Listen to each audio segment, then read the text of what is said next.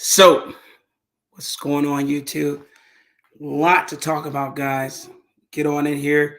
I'm gonna let a couple of you guys show up before we get started here. But a lot to talk about. A lot to talk about today. Today is one of those good days, guys. Just got home from Fogo de Chão or Fogo de Chao, however you like to pronounce it, with my wife. Had a good meal. Ate some steaks, round robin. You know how those gauchos, they come around cutting the pieces of steak on your plate. Bird lady, I know you're not a meat gal, but I'm sorry. Can't give away my beef, can't give away my pork, my swine, can't give away my chicken. It was delicious. They got a garden table there, so that was good as well. Earlier today, I had an opportunity to scrimmage a really good uh, Texas Generals baseball team. It's the brother team of my son's team. Know all the coaches there. We're all part of the same organization. We learned a lot, saw a lot. It was enjoyable. Today was a good day. My wife really enjoyed the spot. That's our spot, man. Fogo de Chão is our spot for sure. Been going there. Well, I actually used to work there as a bouncer. Well, not a bouncer, but security. I worked security there when I was about 19 or 20. And I've been going there ever since. I've been going to Fogo de Chão now for the better part of 20 years. And I've been taking my wife there now. We're in our 13th year of marriage. I've been taking my wife there for about 13 years. So it's been a great time, man. Yeah, it was date night. Sure was date night, bird lady. Sure was date night. And you know what, Mayo? Meat is delicious. Love eating the meat. Pause. It's delicious. But yeah, man, we got a lot to talk about today. A lot of current events, man. I just wanted to shoot the bobos with you guys. That lets you know how old I am. I'm using old terms like that. But here we go. Firstly, man, look, Super Bowl Sunday, Super Bowl, Super Bowl, Super Bowl. Tomorrow is the Super Bowl. Who you got? Who you got? Kansas City Commanders or Chiefs, as we all know. Or do you got them fly high doggone Eagles? Let me know in the chat who you got. Put a 1 in the chat if you're going for KC. Put a 2 in the chat if you're going for the Eagles. Let me know. Also, what is that guy's name? Cliff Kingsbury, man. Quit the NFL, I believe. I think he is in Thailand now. Hey, man, he's become a passport bro. I think he's a passport bro now, man. He's in there like booty hair. He bought correct me if I'm wrong, but I think he bought a one-way ticket to Thailand, and he's not picking up the phone. Phone's off. He is chilling, man. Trying to get him some of that Thailand nookie, but that's neither here or there. Man, I pray that he's having a grand time and that he's finding peace and serenity away from the matrix that is America right now. Also in the news, apparently China's not done with America. They're shooting lasers, according to reports, from a satellite over Hawaii. They have a lot of video of it out there right now. We'll pull some of that up a little later in the show. What else, man? Well, I hope that's not happening. I hope that's not China. Hopefully, it's something more rudimentary, something that can be better explained. But right now, their explanation is China. Apparently, they shot down some other balloon over Alaska. And we don't know exactly what that was. So maybe that was Chinese in origin as well. Let's see. And we fired an ICBM into the Pacific, which is an intercontinental ballistic missile, as a show of force. So we'll see what that is. We'll see if anything comes of that. They say it was just a routine exercise, but we all know it's whenever the powers that be decide to shoot off billion-dollar rockets into the ocean that cost taxpayers millions by the second it's in the air. Yeah, that is a show of force. So Taiwan, hope you're not absorbed by China. Also, a bit of good news. I have 261 subscribers. Woo! Wow, guys. You guys have truly showed up and showed out. Look, man, I'm a YouTuber now. Isn't that amazing? That's insane, dude. I just got on here. Honestly, I got on here because I wanted to give my opinion on things. And it's paying dividends, man. I'm not monetized yet, but yes, Bird Lady, I am on my way to 1,000. Can't believe it. That's crazy. 261 subscribers, considering that just a week ago, not even a week ago, I only had 21 subscribers. Wow. 261 from 21? That is amazing. Man. Yes, at 3.3, just rebranded it. Feel free to hop on. Hey, man, I commend you. That is amazing, United Kings. I can't believe that you have 3.3 thousand subscribers. Man, that is amazing. And I will, sir. I'll subscribe to you too. And I will definitely hop on to your show whenever I got opportunity. Man, dude, for some reason, in the part of the YouTube streets I haunt, I've amassed a moniker of intelligence. Valerie, what's going on? What's going on, Valerie? And they think you might hear CT say, Blacks, you are by far the smartest one on the chat right now. And I'm just waving my hand. I'm like, no. Look, man, I'm not haughty at all. I have a pretty good vocabulary because it was drilled into me by my mother and my father and my grandmother. I had nothing to do with it. But after they drilled it into me, it was a desire of mine to keep doing it, to keep using the words that I learned and know the meanings. Furthermore, I don't know everything by a long shot. You see me asking questions all the time. And I'm on the panel usually with some smart guys. Uncle Tom, one of the smartest guys I know. Black Thoughts, one of the smartest guys I know. LA, one of the smartest guys I know. Even though he's a degenerate right now in the DR, we know what you're doing out there.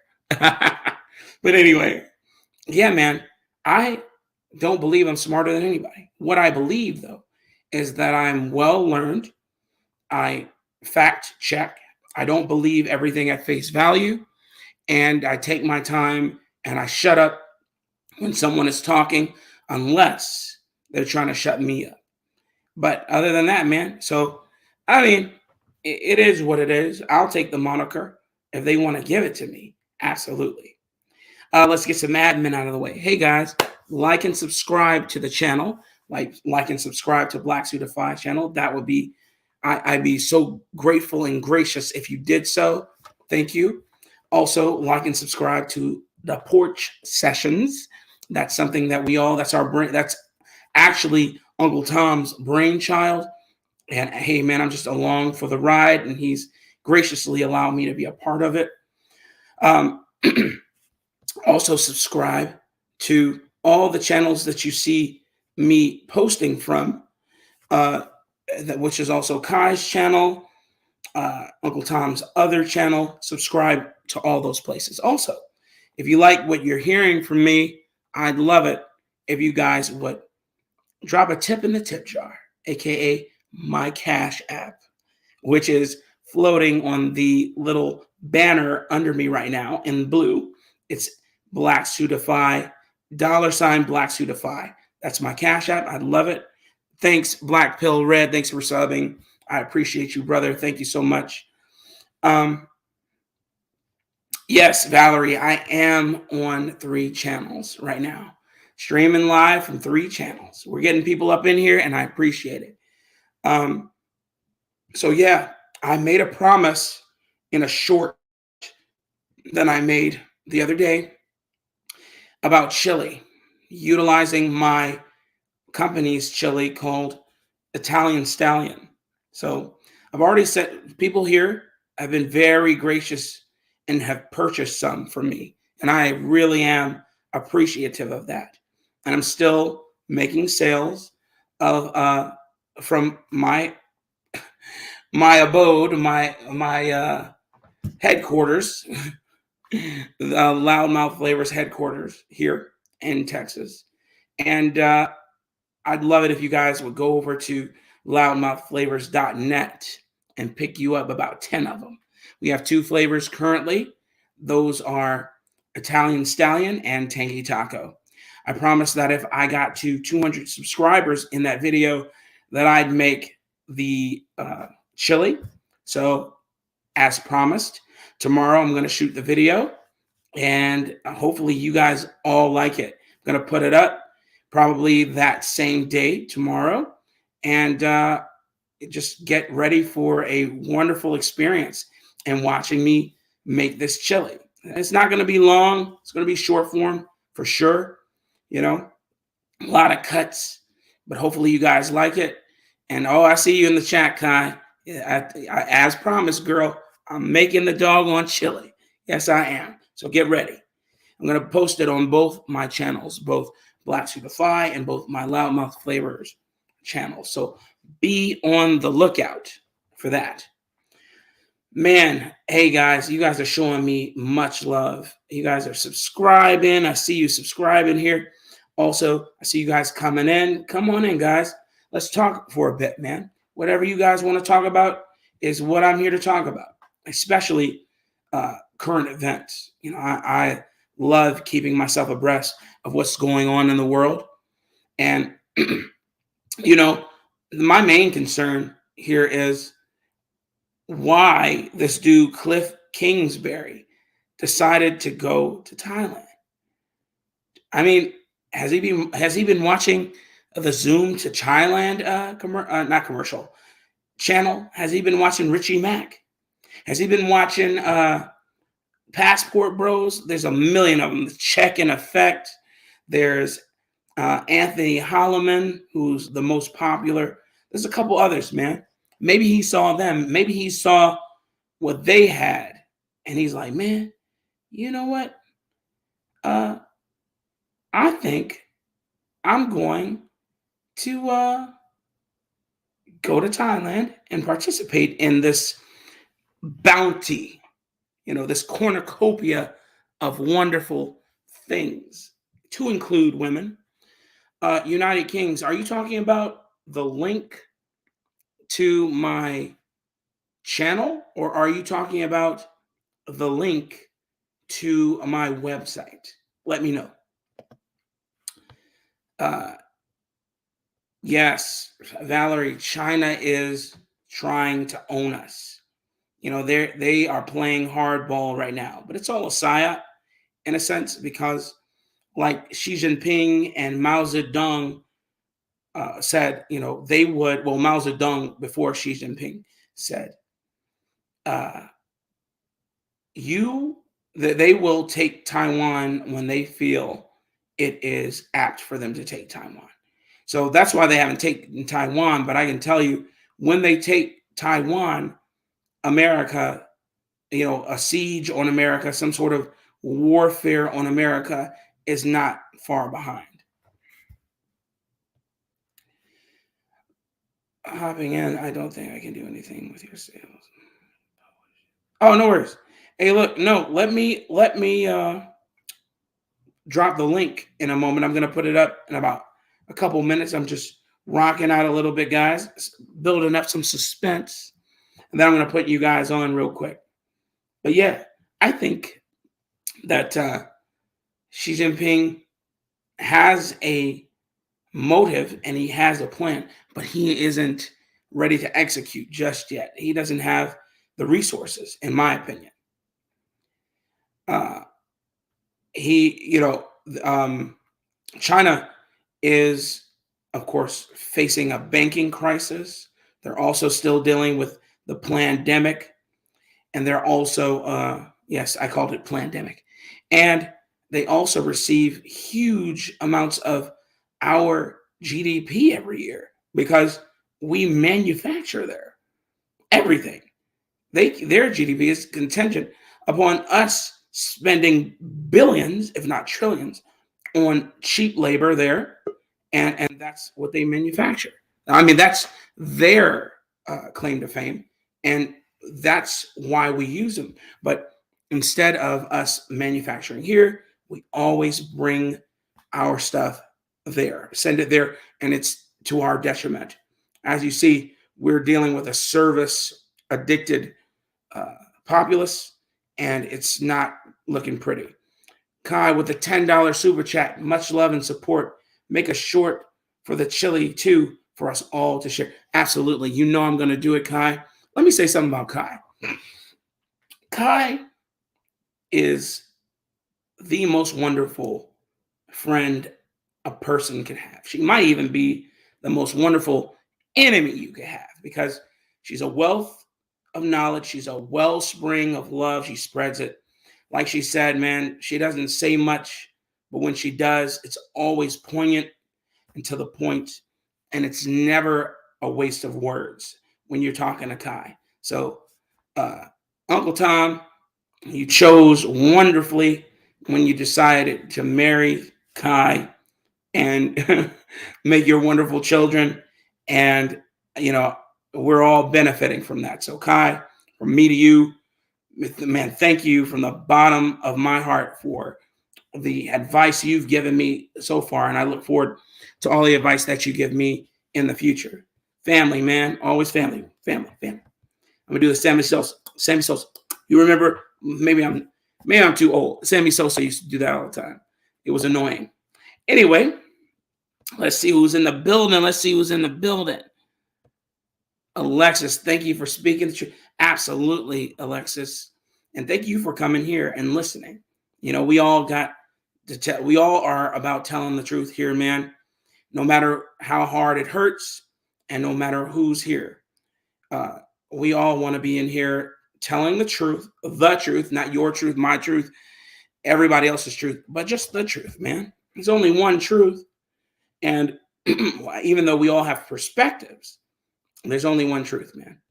Let's see who else is in the LA. That white woman bosses us around. LA, I'm not LA. Let me tell you something.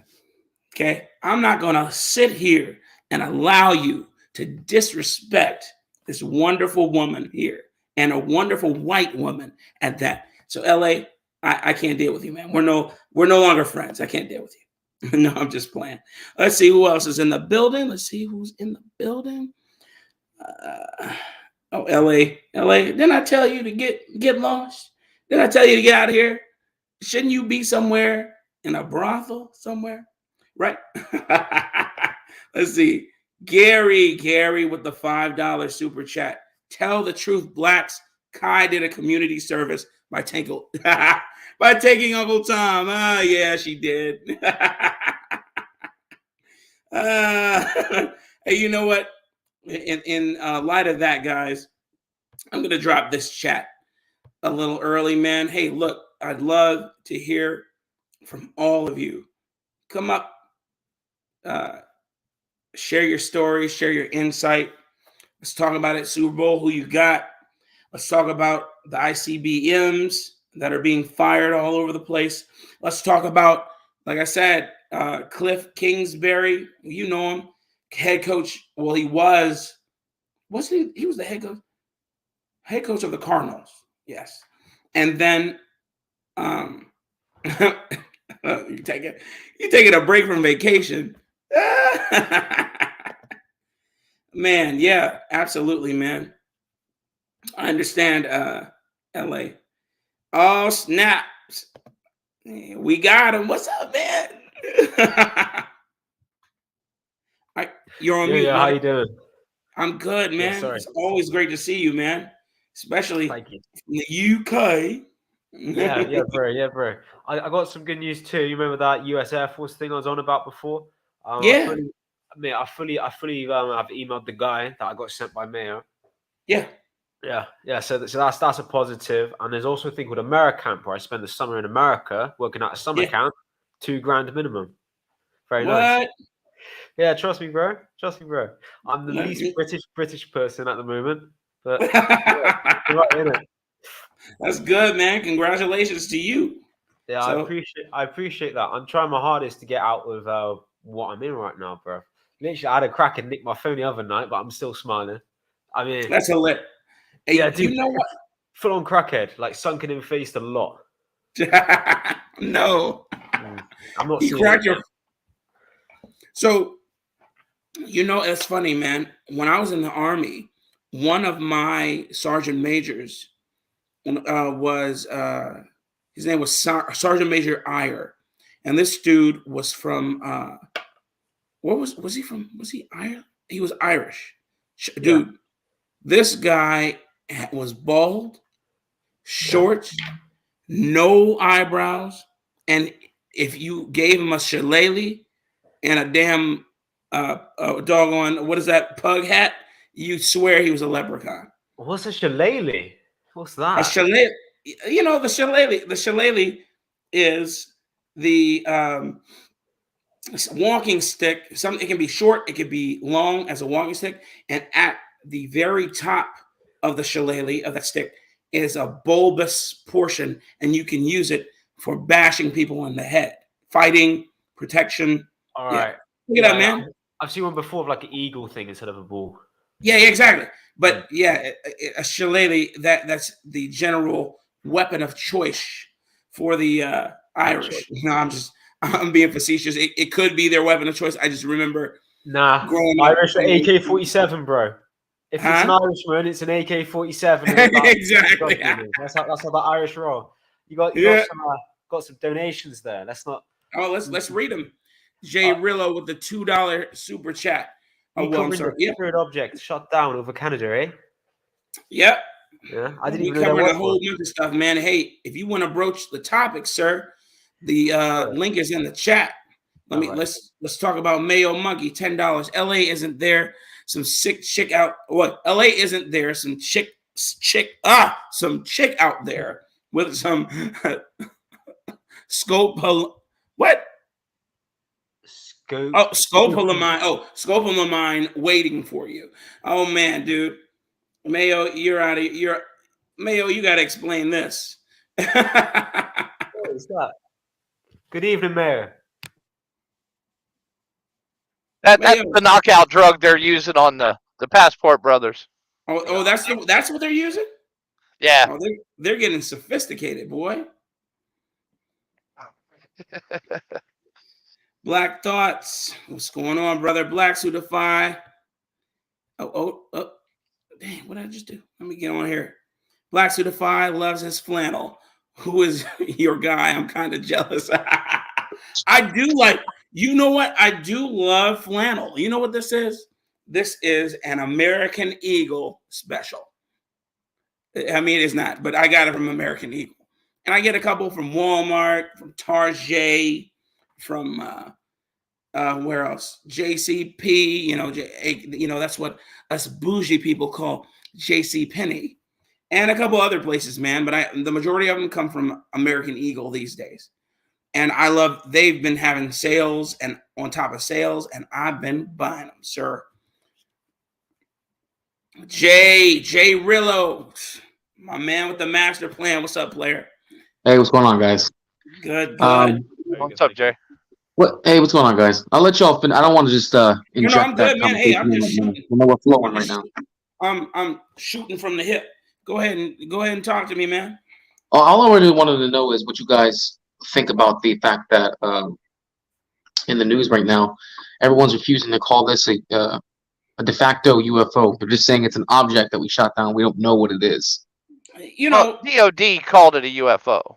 well, first of all, let me pause everything. Forever Big Things. What time is it in the UK?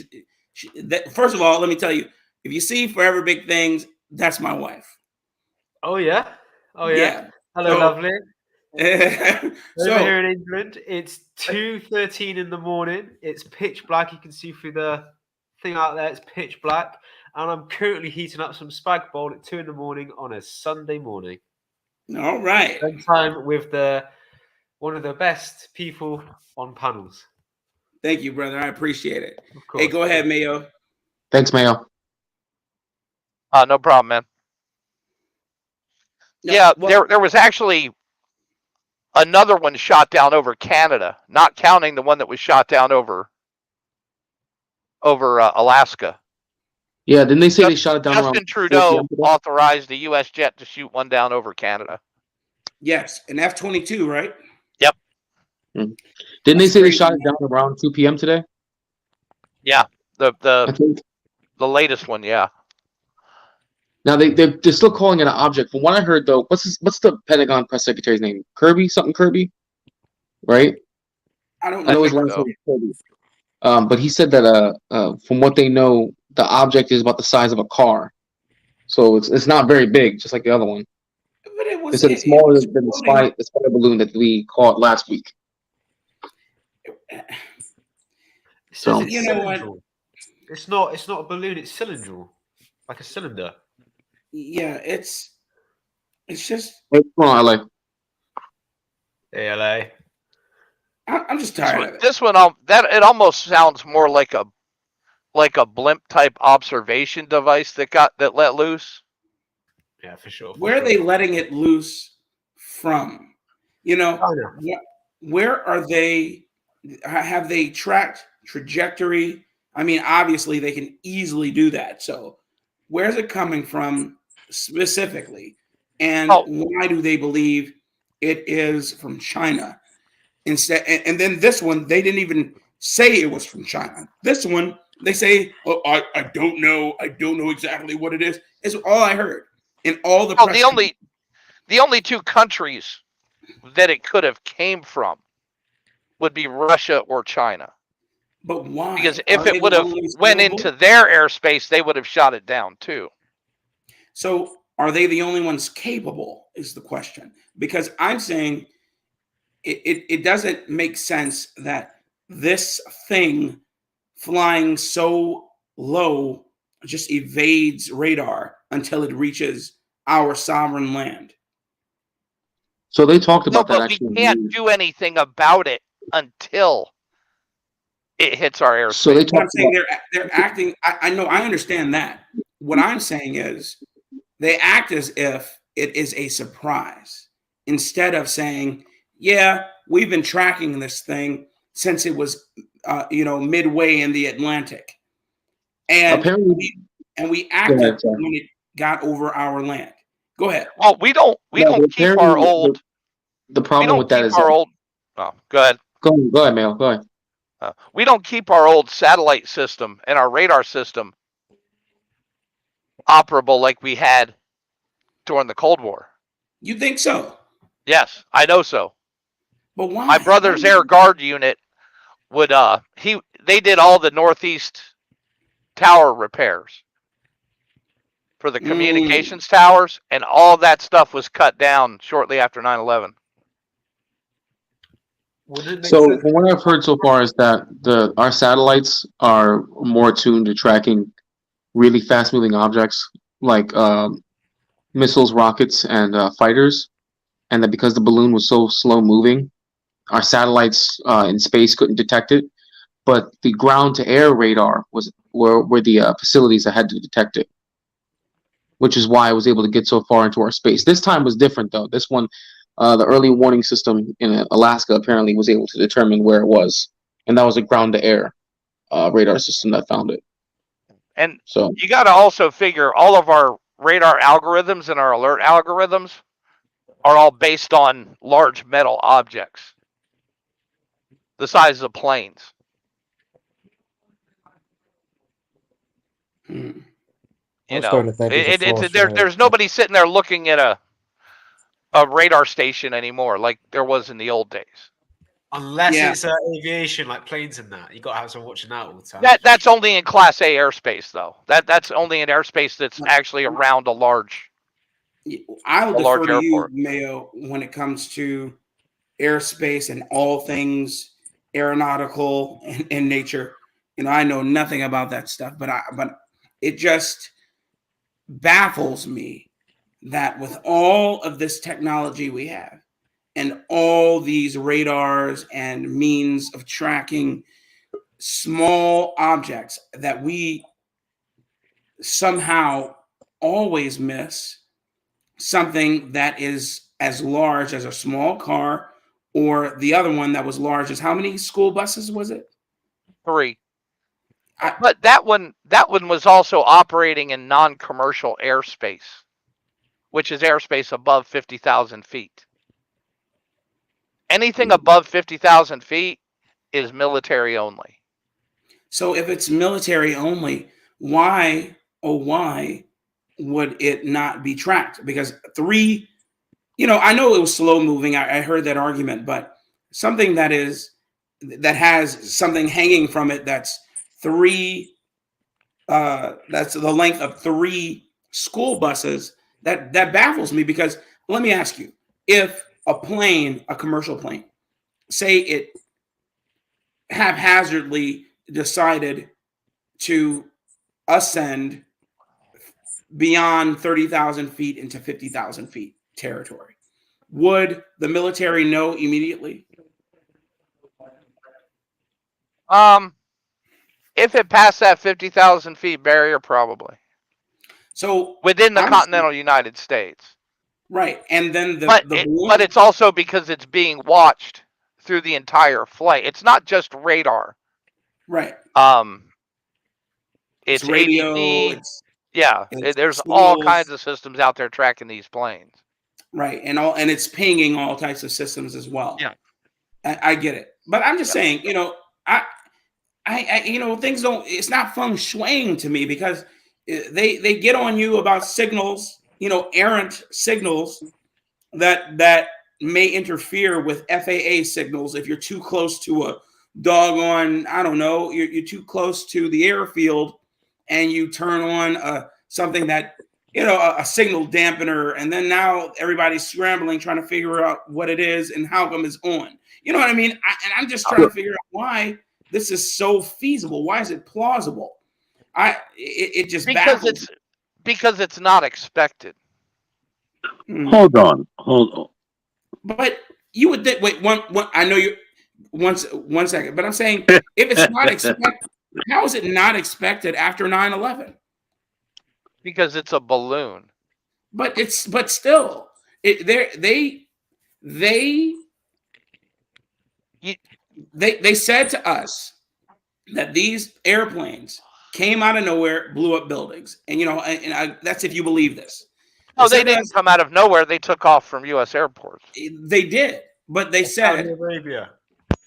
But my point is that, and we know that things smaller than that balloon has the capacity to blow up, you know, huge structures, you know, vis-a-vis, you know, unmanned aircraft, etc., that can easily fly slower than that balloon or faster, etc. So if they are attuned to things that small, but there's not a system in place to cover 100% of our airspace. Restricted areas. These systems exist like over Washington, D.C., around air bases, in very small areas around nuclear power plants. This isn't. We don't have a nationwide radar that covers the entirety of the United States. So we have NORAD, which is on the eastern seaboard. We had NORAD. So we don't have NORAD anymore. Not in the capacity that we all think it, like we had in the Cold War era. in the Cold War era. Okay. Because now we Black do all Thoughts, that man. by satellite. Okay. Black Thoughts. Go ahead, brother. Sorry for cutting you off. No. You're absolutely fine. It's your show. I was in the wrong. Yes, I I you were. just, Yes, I you just want to ask Mayo, Yes, sir. after 9/11, right? Now, Yes, sir. do you know anything about New York, Mayo? Yes, I do. Okay. Have you ever walked down 42nd Street and seen or heard a plane riding around? No. Because the air corridors in New York are very tightly controlled.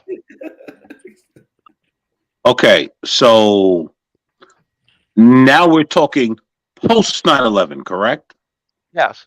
Right? Because let's just say we're going to say that they were sloppy at that moment, right? Everything was, the usual. Everything was down. The guy was asleep. The usual talking points, right? And now we're talking post 9/11. And for some odd reason, everyone is baffled as to how a balloon, what size? The payload was this about the length of 3 school buses.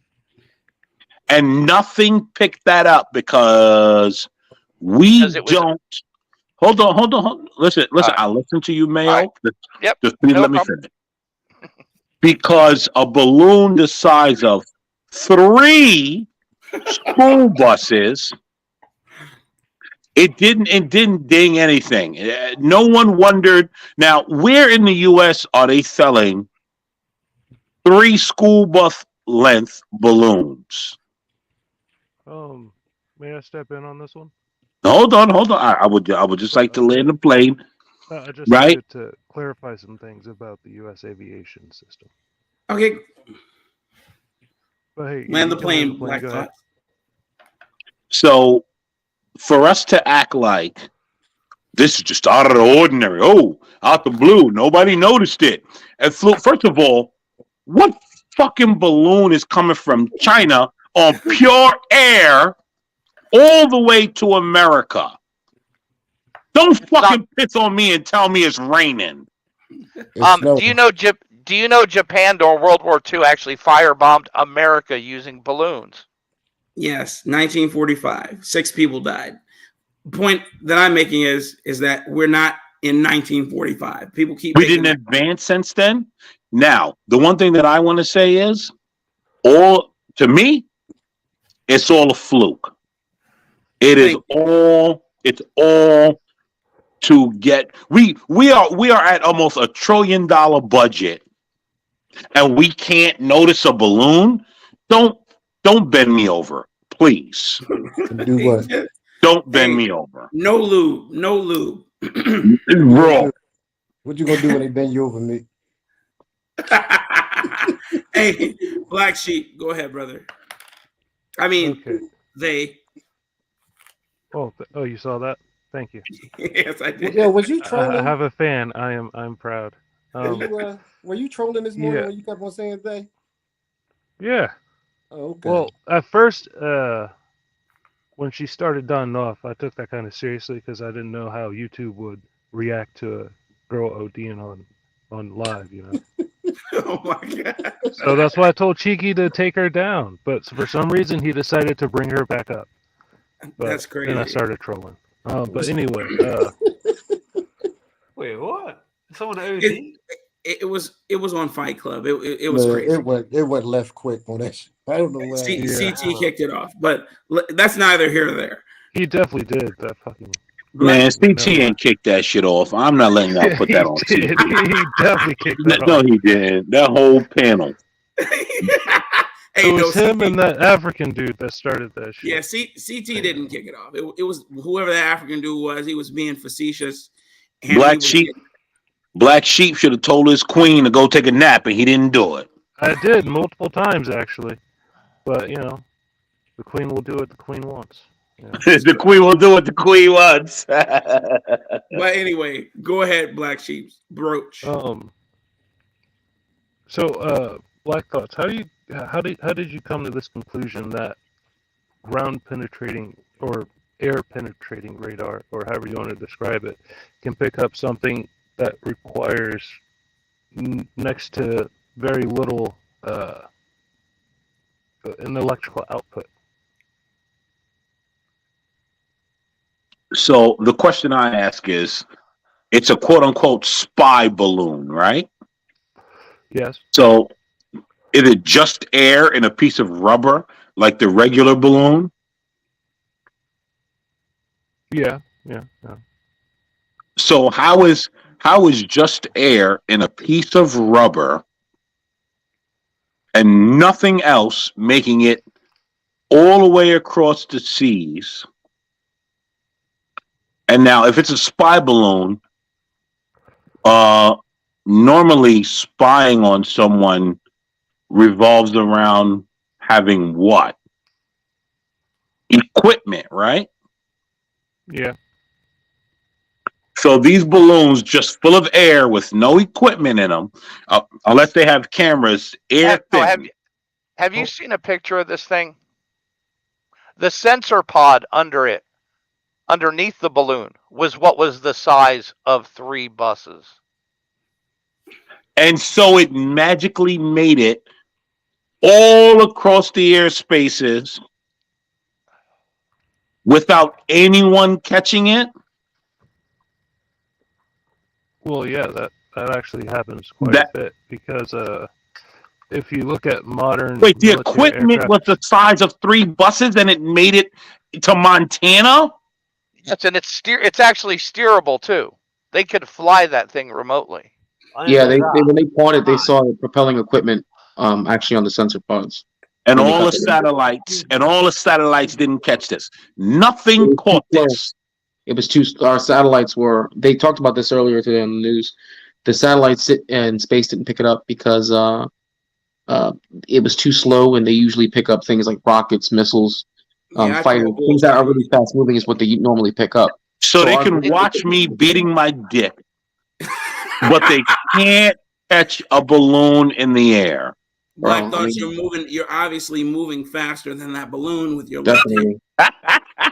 No, but you have to realize to have them watch you beating yourself, you have to already be a target. You have to been identified on the ground. Yeah, we get that. There's nobody up there looking for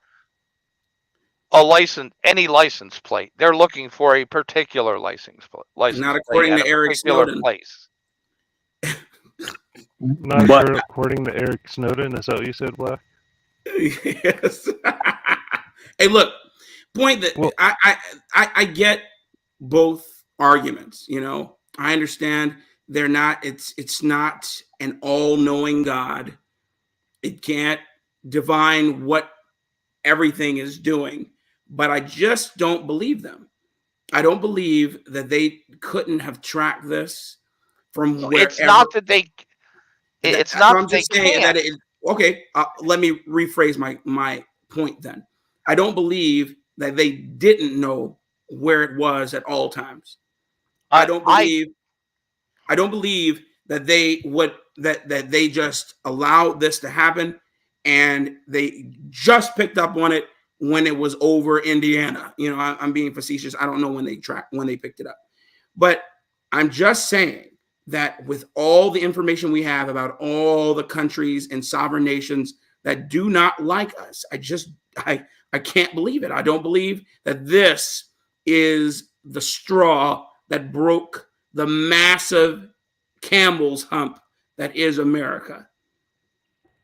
The last time an enemy aircraft purposely invaded our airspace, we entered World War II with Japan. Yeah. That's how serious of a violation this was. I mean, I agree. So I'm saying, is it a false flag? No, I don't believe it is. They want World War III. It's happening over here. You guys want a piece. USA and China want a piece of it. Europe's eating it up. They love it. They love the war in somewhere that's happening right now. They love it. They don't shut up about it. So there's people in America in suits, and there's people in China who want to eat that up, and probably Russia too. But I'll tell you now, it makes more sense for Russia to send it over Canada and America than say China. But if they can steer it, I'm not convinced anymore. But if it was just a balloon going upwards, I mean, Russia and Alaska basically touching tips, aren't they? So it makes more sense coming from Russia than China. But they tracked its origins back.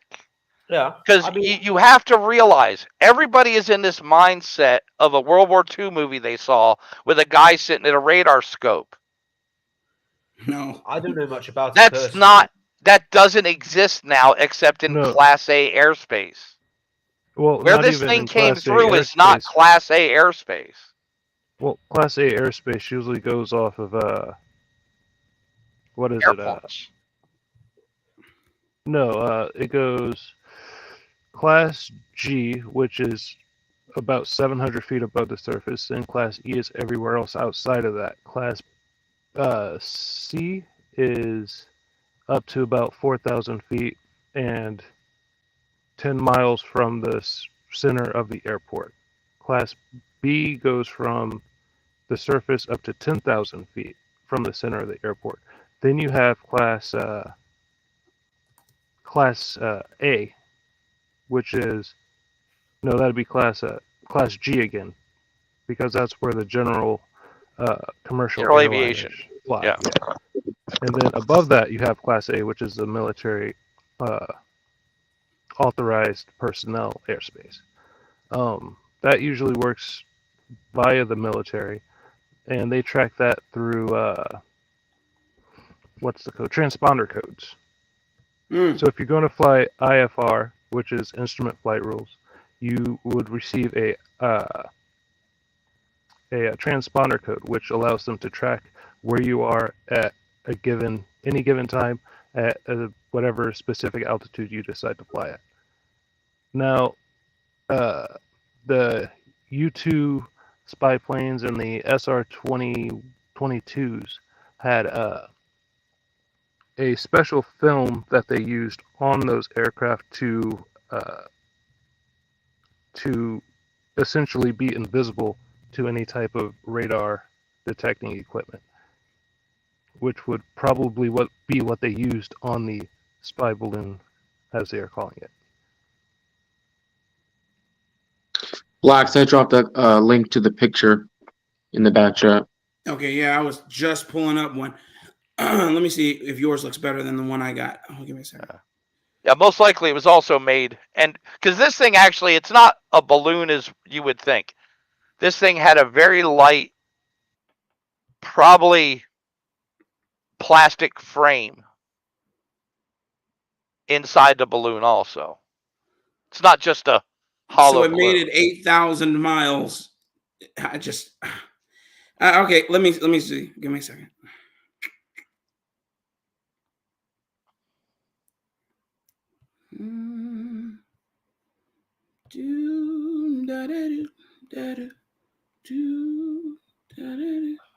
All right, can you guys see that? Here it is.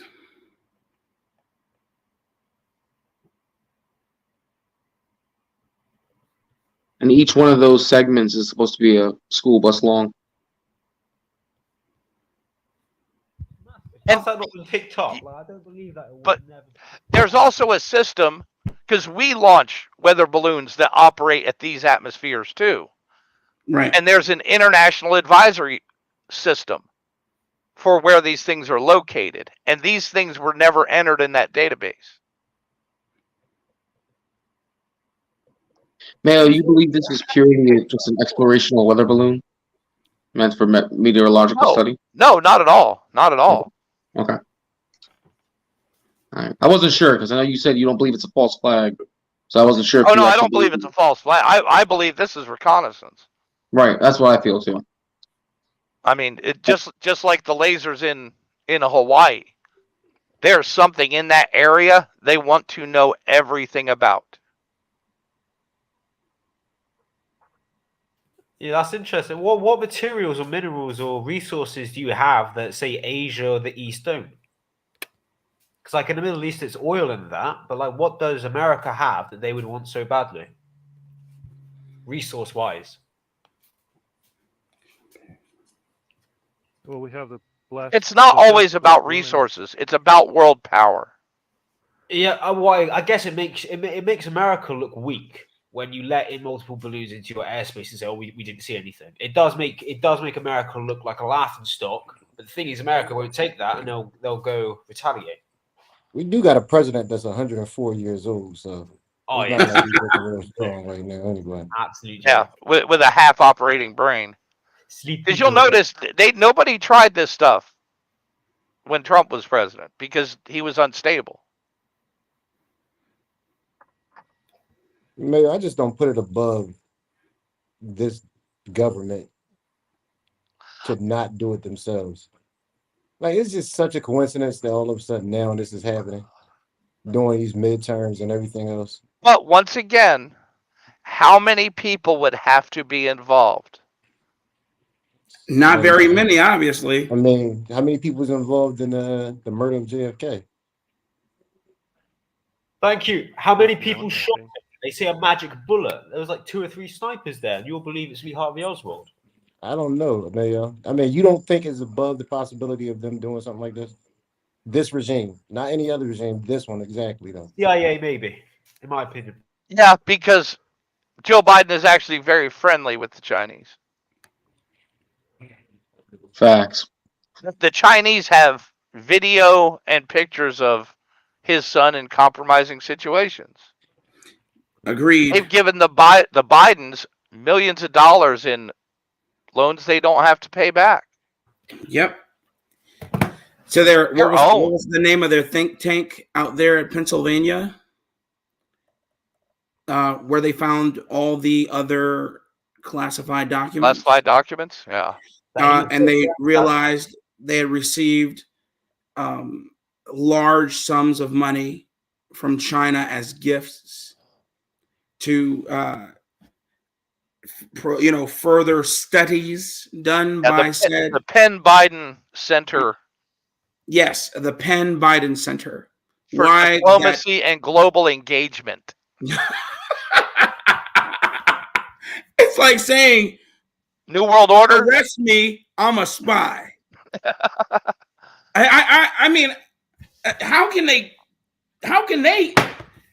dude, I try not to broach these things and not give it a lot of my brain power, because I get mad every time, because I've served these people, and a lot of us here have served these people, and we have just been duped. And I'm not saying that, my time in the military was all a farce. We did what we had to do, but I'm just saying, man, all of us have a W-2 job in some capacity, or had one in some capacity. This guy has lived high on the hog since he was born. And then at 27 years old, he entered the political sphere and hasn't left it since. For 50 years. 50 years too many. And got rich off it. And got rich. And who's coming up behind him the same way? Uncle Fester from Pennsylvania.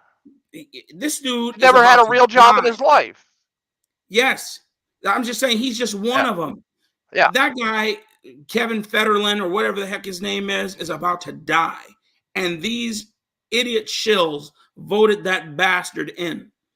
And then that governor will be able to appoint whoever he wants in that slot. Yes. Most likely his wife. I'm still fucking shocked this man was able to get elected. I'm not, because of who they ran up against him. Yeah, I'm not either. Yeah. I thought honestly, after that debate, though, I really thought Oz had a chance to win, because that was rough to watch. Did any of you guys watch that live? Yeah, Fetterman, I watched that one, bro. That was horrible. That was fucking shocking, yo. Fetterman had such a rough time answering questions. I was like, how can anybody in their right mind vote this man in? Well, did you hear how they finally described how he hears human voices? It's with a teleprompter, essentially, isn't it? That he has to read out. But what he hears is similar to the Peanuts parents talking to the kids. Wah, wah, wah, wah, wah, wah. Yes. Yes. Wow. It's incomprehensible. And he is sitting in the Senate where verbal debate is the way communication is It's done. carte blanche. Verbal debate is the lingua franca. And he can't do it at all because he is a brain dead husk. And He can't have a conversation with somebody sitting next to him and listen. And he looks worse and worse by the day. He's lost all sorts of weight. The man is on his deathbed. I'm convinced they have some sort of suit, electroshock therapy suit to wake his behind up every as he sits there slipping away. Like I wouldn't doubt it. He's Uncle Fester from the Addams Family. He's the big bold. He is, man. He is. Uncle Fester, You know, bro. I don't know how true it was, but I know there was some mention on the news about him being a possible 2024 running mate for Biden. Jesus, could you imagine? Dude, that I was don't doubt it. That'd be the apocalypse. I would be like, okay, Jesus needs to get here fast. Jesus, where you at, bro? And people, Well, and nobody questions that lump on the back of his neck. Yeah, that shit is weird. You saw that too? I mean, it's the size of a baby's head. That shit was ridiculous. That's why he wore hoodies all the time to hide it. hey man, white people voted for him. It's all your fault. It's all your fault. People Don't blame me. Don't blame me. I hate the guy. I Right. really voted for him. All the white folks voted for this man. There's more white people in the country than blacks. Y'all gotta own this. Well, you know, just to be Yeah, fair, but though, the whole country didn't vote for him. Philly Yeah, voted they for did. him. Exactly. They Be know fair, Wilkes. Pennsylvania Tell the truth, Wilkes. You know who Philly's dominated by. Tell the truth, Wilkes. Democrats. I'm not listen. It's It dominated. ain't white people. Black. It's Did I not dominated tell by y'all? white Democrats who shill for idiot black people so that they can continue their reign of terror. I told blacks I gave up on Pennsylvania. Well, not Pennsylvania as a whole, but Philadelphia. Like they Yeah. vote for their worst interests. Like I already know the fact. Oh yeah. Can't you say the same about They the voted in a Republican bag of Party, too? crystal meth before. Can we say that? Go ahead, Black Can you Sheep. say the same about the Republican Party too? Yes. They don't miss the smoke either with bitch McConnell. Oh no. and the rest. Yeah, but the loudest voices are the Democratic voices. Said And bitch McConnell. yeah, nobody. We're always giving them smoke, but again, the ones who are recurring idiots in this narrative are the Democrats. Consistently, they will not stop, and the Democrats are. I'm sorry, and the Republicans are sitting here acting as if it's not happening. They slowly but surely become progressive with them. You know, they're at a slow burn. The Democrats are churning and burning. It all ends up the same way at the end. I don't believe either party. I just want them all gone, man. If I could. And I mean, Herschel Walker is our version of Fetterman. I like the way you spelled that. Yeah. Hey Bob, come on up on the panel, my man. Yeah, bring Bob up, bro. Bob's a good one. You sell loudmouth flavors. Is that spices and stuff? Yes, sir. So it's a spice blend.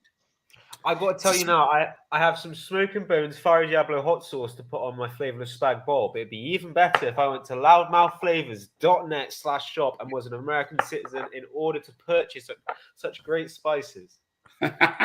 Hey, I do sell internationally. Yeah, there you go. There, when I get some dosh, I will. But like I say right now, this second, bro, I can't. But I tell you what, I will because I love my spice. I love my spice, and not the spice you're thinking. Dude, this stuff, Fire Diablo. What's that? Let me bring it up. This is. That's yours. Yeah, this is one of them. This is. Tangy Taco. Is it like proper spicy, or is it like, oh, that's a little bit hot? Is it proper spicy? So it's not burning hot. It is savory. It has a kick to it, but you will love it on whatever you decide to put it on, especially whatever meat you decide to cook it with. Well, mate, you got a future customer. Like I said, I got Fire Diablo here. I love the stuff. You know Carolina Reapers? Yes. Peppers? Mate, I love Yes, I this. do. I got some raw You love it. right here. Yeah. All right, well, you like. Dude, I'll show you. Don't test me, man. One sec. He's showing me his whole cabinet. Let me see. Right, so this is from Guy Hotties. It's a Jamaican man who sells on the high street. So Yeah. Feel the burn. Oh no. Smoking hot. And then you also got Bonnie Reaper sauce. I don't know who Bonnie is or what she did to deserve that name, but there's the Bonnie Reaper sauce. And then, like I said, Fire Diablo, jalapeno over there, ghost pepper, the lot, mate. So you got a future customer in me, trust me. So people, if you need good spice, don't buy this rubbish. Click the link. Get that spice in you. That's right. Click that link. I appreciate the plug, my man. I appreciate it. Yeah, I want to try it. You know, seeing as we're never going to come to a consensus about this satellite / weather balloon / Chinese false flag / American false flag. Let's move on to another topic. So, your boy, give me 1 second while I present. Love you, Bob. While I present to you. Okay.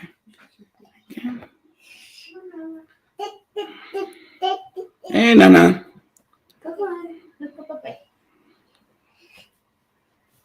You want to say hi to Daddy? Hi, Daddy. Hey, Nana. Wow. Bye-bye. Yeah? No, come on. Let's talk about this man right here. Yeah. Give me a second. I ain't got a clue who that is, mate. Too many cases. Cliff Kingsbury.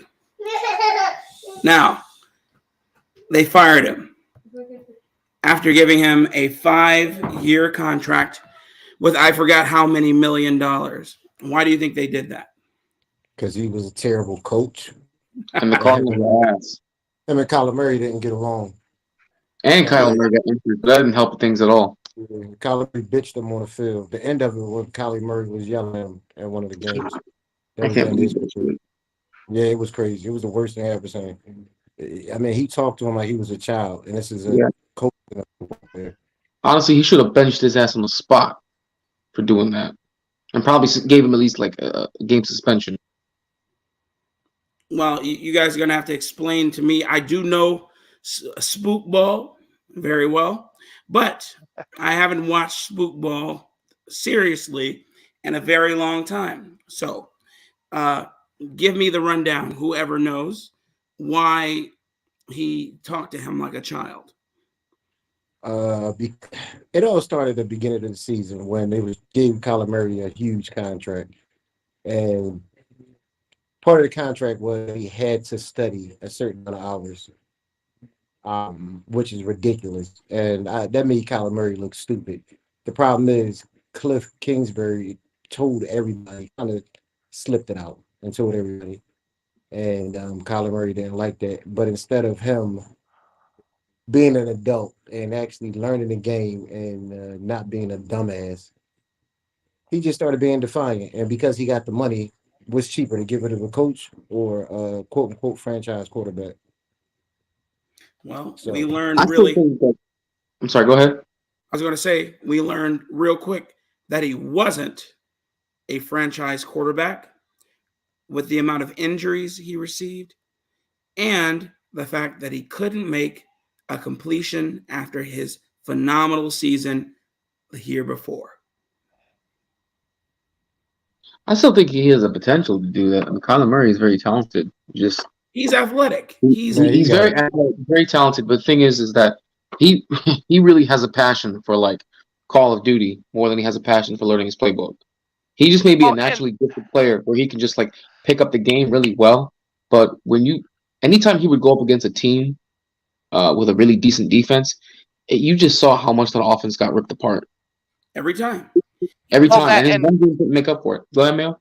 You have to adjust your style, or else they will learn you and beat you with it. Yep. And natural ability is great, but if you don't put strategy back and the ability to change behind that, you're a 1 or 2 season wonder. We've seen it a million times. Yep. He's Michael Vick 2.0. Yeah, but Michael Vick had a resurgence. The Nealon guy, same way.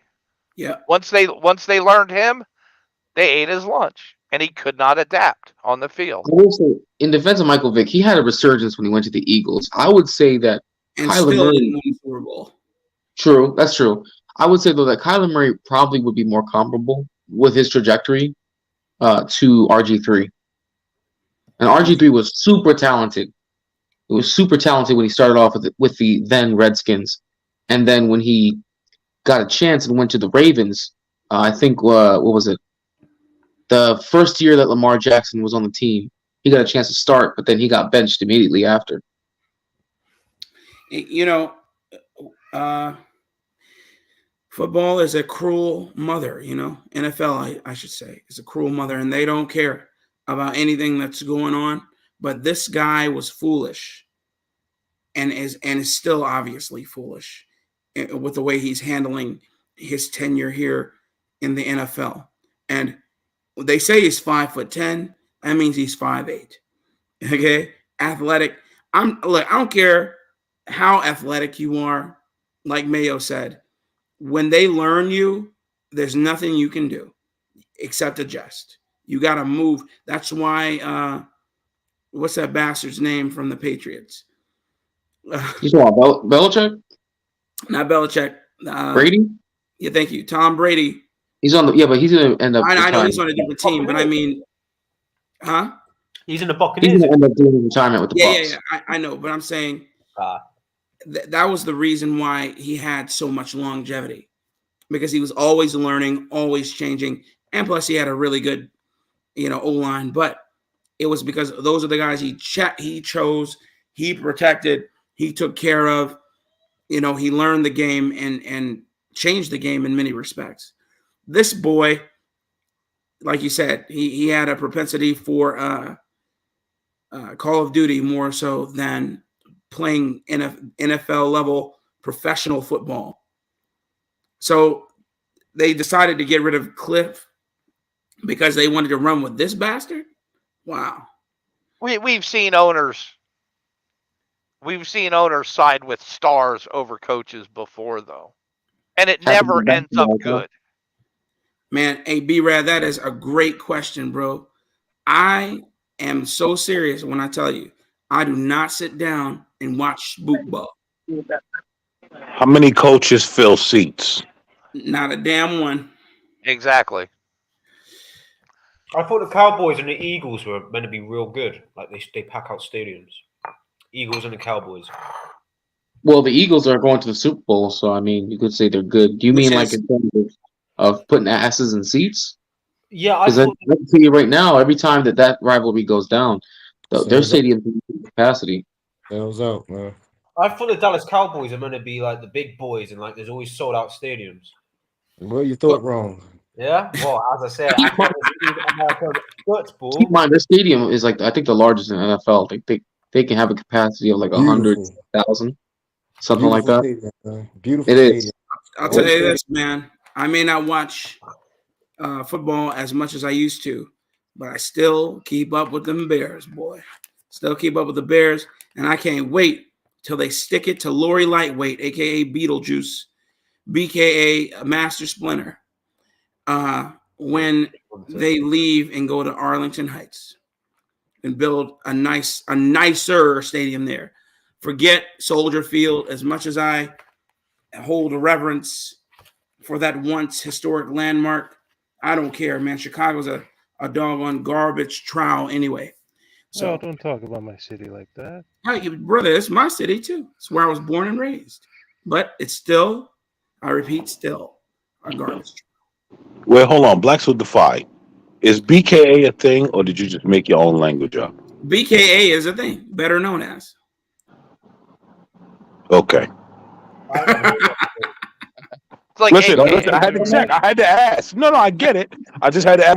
Like, No. I made it up. I misspoke. I made it up. It's blacks known as?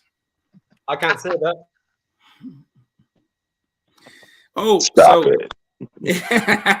Wicked World, man. How are Hey, you?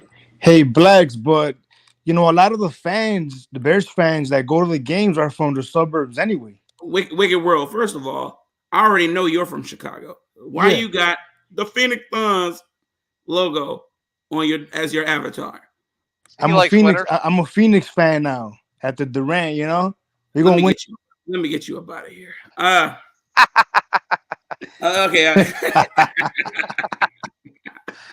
What's No, up? I mean, I like Booker. I like Paul. It's a good team, you know. Whatever. Okay. No, it's all good. You know, I feel you, man. It's just the point that I know with the move, you know, Lori Lightweight brought this on herself, man. Definitely. You know, not by herself, but she played a very important role. So kudos to her. How did she do that, if I may ask? Well, she's she running the wouldn't city into acquiesce. the ground. She's running into the ground. She wouldn't acknowledge that there is a very real crime problem. I was there. The last time I was in Chicago was 2020. I was picking up my niece. I went down the Mag Mile, man. That was my stomping grounds, man. Growing up, before I joined the United States military, I would go there downtown all the time, go to Mag Mile, be there till 3 a.m. in the morning, not have a worry. Take the L, take the green line to the red line, take the red line to 95th, take the 111th Street bus to Michigan, and then walk the rest of the way because all the other bus, the 111th Street bus, had stopped running. So I walked that 2 miles back home. So I'm saying it was relatively safe to do that. Now I wouldn't dare do that now. Yeah, those days are over, brother. And this was excuse me, this was 2008. Okay. I haven't lived in Chicago since 2008, but I've been back. And some of my old haunts, 87th and Cottage Grove, 75th in Cottage Grove, where my grandmother used to stay, over there, South Shore High School, where I used to go, over there on 75th and 76th and Jeffrey, Stony Island, 79th and Stony Island was always a horror show. 79th and Cottage. 79th and Cottage Grove, that's always been a horror show with all those BDs and Vice Lords over there. 83rd, you know, I'm saying even though it was bad, it ain't never been this bad. And I'm just like, my God, man, I would never, ever, at least of all, take public transportation. Yeah, and I think a big part of what the mayor did wrong to the person that was asking, I'm gonna be blunt. She demonized her own cops. Yep. She made them hesitate. And as a result, the violent criminals, they're dumb. They're not that dumb. Very true. You know, and then with that new legislation that came down the pipeline from the governor, it's insane. And then, well, two pieces of new legislation. One that kind of eradicates bail in a sense, or maybe wholly. And then the other legislation that came down saying banning all assault rifles. My God, man, these people are nuts, and they're all billionaires. They're fighting that. It's not going to go through. There's no way they could ban that. Can I say something real quick? Yeah.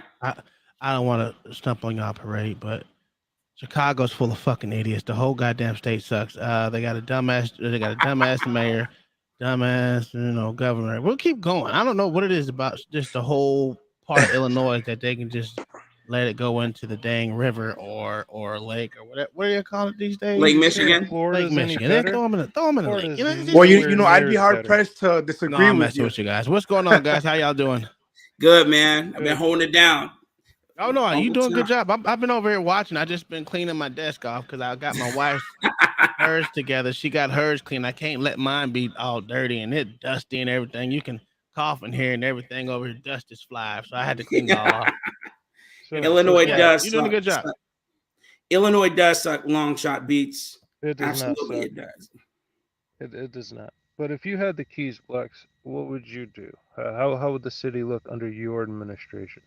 First of all, I'm glad you broached me with this question. Firstly, they give bonuses for everything else. I would give a $10,000 bonus to every police officer who had the gumption to enter into service. Get as many police officers on the street as I possibly can. Then give them the keys to the city. Whoop the asses of every mother effer. I'm just being facetious.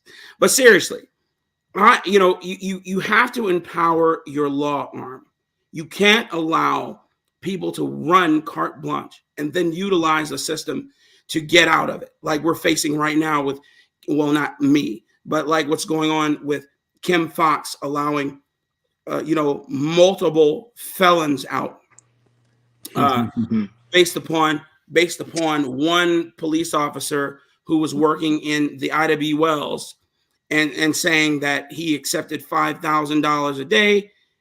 Therefore, every violent felon that was arrested should now be released because he had anything to do with it, whether he signed a ticket, whether he signed off on an order, whatever. A report. Like that was a great interview. My favorite part about that interview on Whitlock was, and this is my opinion, obviously, the sincerity of Watts. When he spoke about how these individuals are terrorizing the good people of Ida B. Wells. Yeah, and he was aggressive for them. Yes, he was.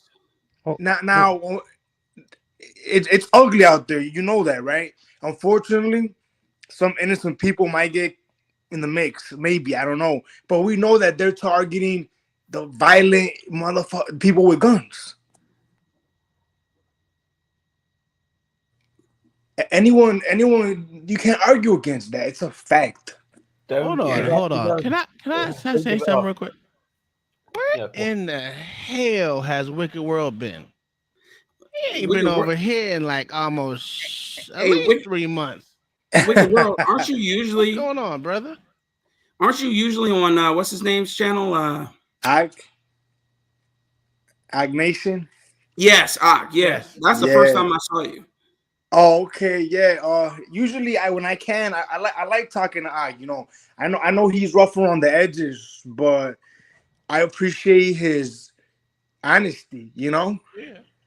And although again, I understand he can be crude, I'm tired of everywhere I look hearing some bullshit narrative where it's a bold-faced lie. Yes. I like Ock too. That's what drew me to him, man. That dude's hilarious, man. What does he call them? Glacier gliders and Sunman. The Hombritos. Hombritos and Sunman. And what's he called, Chinese people? Tigers. Yeah. Yeah. I mean, he does make interesting points in behavior. I mean, these different groups do behave differently from each other and to whatever extent similar to each other. You know what I mean? Yes. But that's not to say that every Hombrito is gonna be good at roofing either, Yeah, absolutely. And at the winch, absolutely. That was going to be my next point.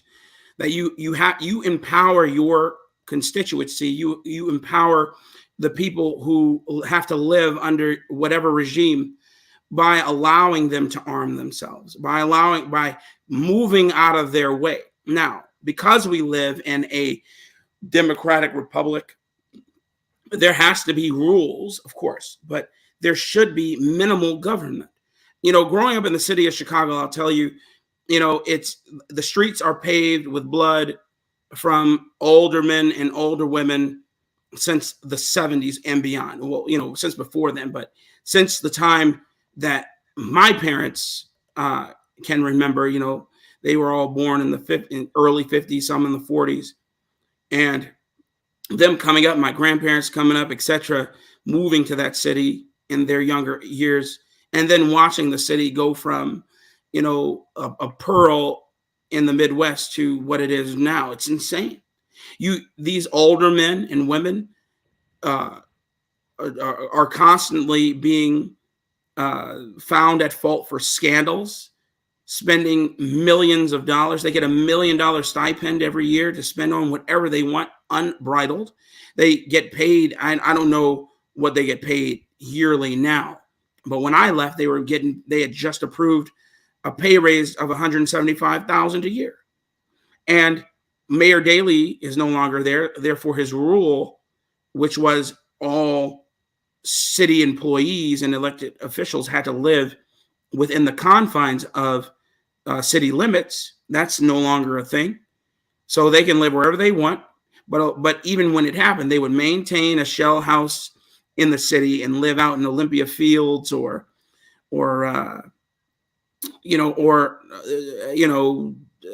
what's Schaumburg or Naperville, etc.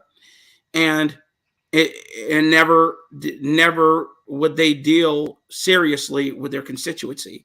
All these politicians are trying to do one thing, and that's get reelected and further their agenda so that they can always get into a higher office every time. And I'm not saying that's wrong, but what I am saying is you got to feed the people, man, and they're not.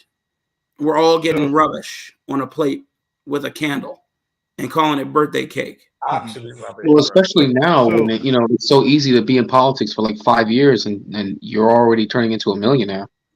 Like I think a lot of people look at politics now. Well, yeah, a lot of people probably go into politics thinking, you know what, this is probably going to be the one career where the trajectory is super fast, goes super high, super fast.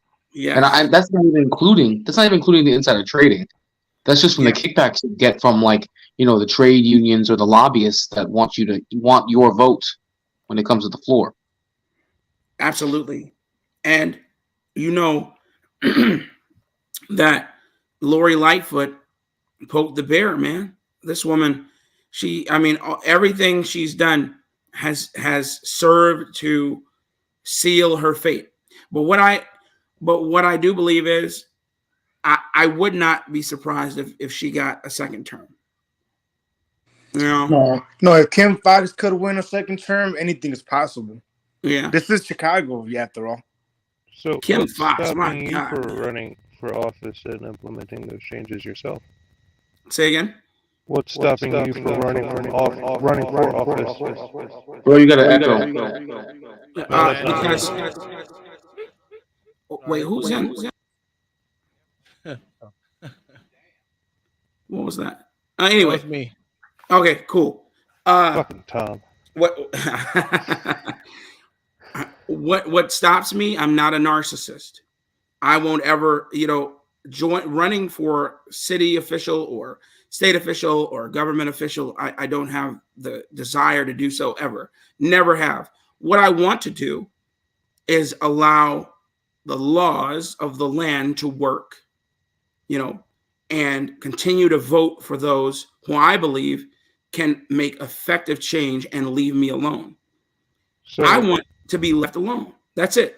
A lot of these people come in with altruistic values and intentions, but then we find out later that they were backed by George Soros or something likened to him, something or it likened to him.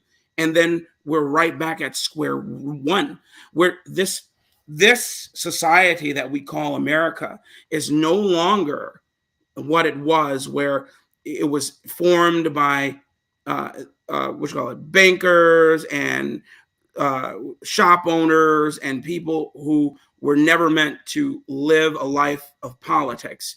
You come in, you serve however many years, and then you go back to your life and let somebody else have a go at this non-stop trick pony that we have to ride or be held hostage by. Have you read The Prince? Huh? Have you read The Prince by Machiavelli? Yes. Why do you ask? So, because he goes into that. You mentioned something earlier where, you'd want to elect someone who actually lets the laws work for the people. And I'm paraphrasing, but there's a quote in The Prince where he says, "Any man who is all good will always be surrounded by men who are not all good. And any men who are not all good will always end up in situations where they're trying to help people who are all good. So basically, it's like, if you're trying to find somebody who has that idealism of I'm going to get this position and do things all good, they're always going to be outnumbered. So Absolutely. the point he tries to make is, in order for people to do good, to work for people who are all good, they have to adapt to become the people who are not all good. I understand. You have to become the heel in a sense. But the point is, I don't believe people are all good. Anyone. But what I do believe is that we can come together based upon an idea, not idealism, but an idea, undergirded by a constitution. That's why we have the Second Amendment that is hard pressed for them to eradicate, because it's the language is so ironclad that they have to chip away at Gibraltar with a tiny pickaxe. Every inch they make, we fill it in with mortar. Because people know. Even the biggest ignoramus has a sense that if they take our weapons away from us, we are done for. Period. They will have all power. And we'll never be able to oust them. And then the only way we'd be able to do so is if we actually did go to war. Bumpkin, what's up, man? Good to see you here. How's it going, my guy? Good, man. Good. Anything you want to say to broach any topics we talked about today? I just hopped in. Okay. Out and about. I don't even know what we've been talking about. So, you mind if I push back on you a bit? No worries. Black Sheep, go ahead, please. Sure. I'd concede that yes, you might need a degree of narcissism to become a politician, but I think that if you feel the way you do with as much passion as you do about a city that you obviously love and care about, like, in order for you to allow that place to reach that ideal level in your mind, you would have to enter politics or let it burn itself out. And I think that you probably won't need to bend over for the lobbyists, because there's two politicians who got to a certain level based solely on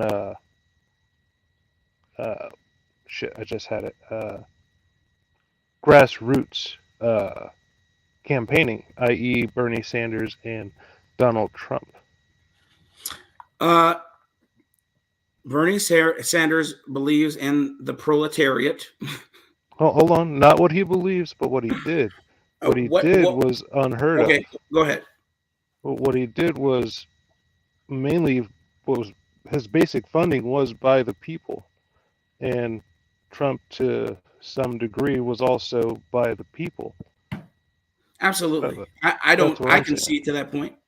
I definitely concede to that point with the both of them. The only thing I would say, and is my mic okay? You guys hear me? Yeah, absolutely. It's just fine. All right. The only thing I would say is I agree on the Bernie front, but with the Trump front, the only reason why he was able to get as far as he did was it wasn't really grassroots. It was more he was already had accumulated enough wealth to be able to run his own. Exactly. A Bernie Sanders, for sure. And I hate it because I actually used to be a Bernie bro. Fun fact. Yeah, me too. You don't say. Yeah, but I obviously realized that was not my form of what he wanted was not what I wanted. But that being said, he was a grassroots politician. Everything that he did build was grassroots. He didn't come from riches, anything like that. So you do got to give it to him, and you do got to point out as well that the DNC has bent him over twice now and completely railroaded him. Of course they did. Well, if you lay with Yeah. dogs, you might get fleas. There you go. Yeah, it's true. And look, Bernie needs to go. He has to go. Trump has to go. Hillary Clinton needs to shut up and go to hell, the ninth circle of hell. I pray every day that God just strikes her down with a lightning rod, like lightning Yes. bolt or something, man. Every day. What she call herself? B-Rod? Remember that? Man, What- listen, I got to order another camera. So if y'all don't hear me saying that, it's because I'm ordering a camera. Y'all gotta go. It's okay.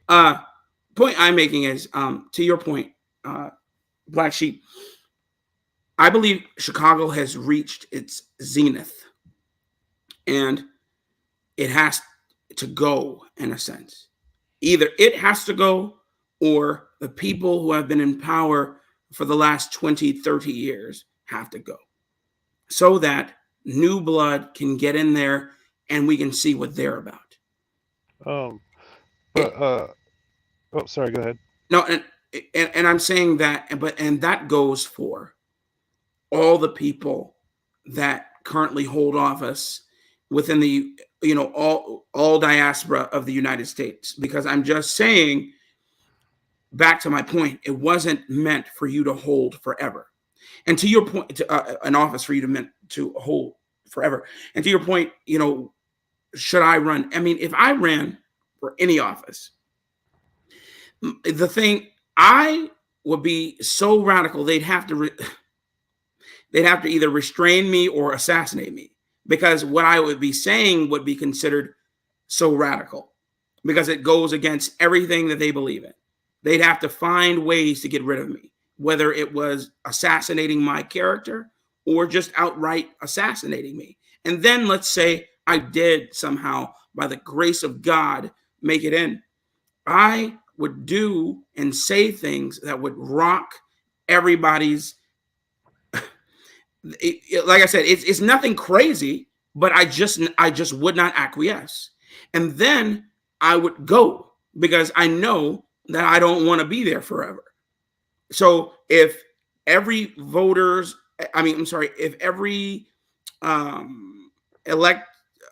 every time what word am I looking for? I can't think right now. If aldermen get voted in every 2 years, then I'm not running again. Here's what it is. I'm not going to pander and say, hey, you know what? You need to vote me in again, because I haven't finished all my business. I need to continue so I can continue to fight for you, and all that other BS we get on the infomercials during campaigning season. They re-elect here every 4 years. I'm not sure if you're familiar with Ed Burke, the alderman here. Yeah, yes. He was Ed an Burke. alderman. He's been an alderman since 1969. Also, in Roseland, what's her name? She was my alderman. She's been alderman since like 1979. The one that got indicted recently? Did she? Give me a second. Yeah, there was an alderman from Roseland that the feds are investigating. It might be her.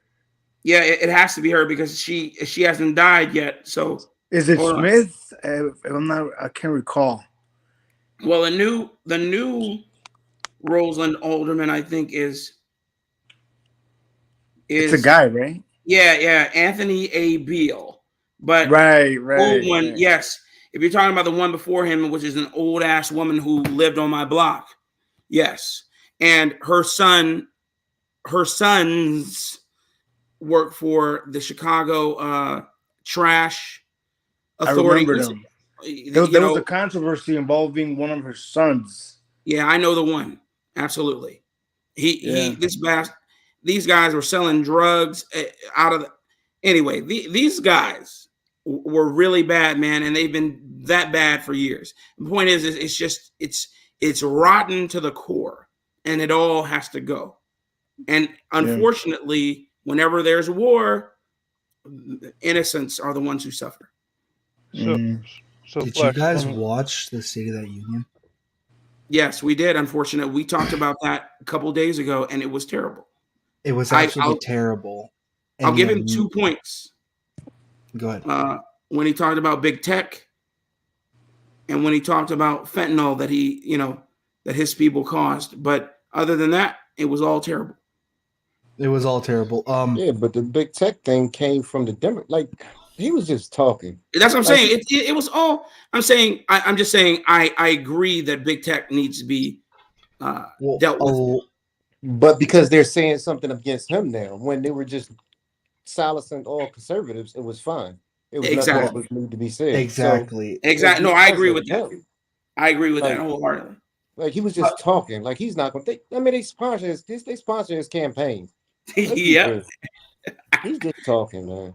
Yeah, well, that's the State of the Union, and that bastard is no different. But what were you saying, Black Sheep? So just so I have this correct, on one hand, you're saying that the politicians stay there too long and they get old and used to the way things are.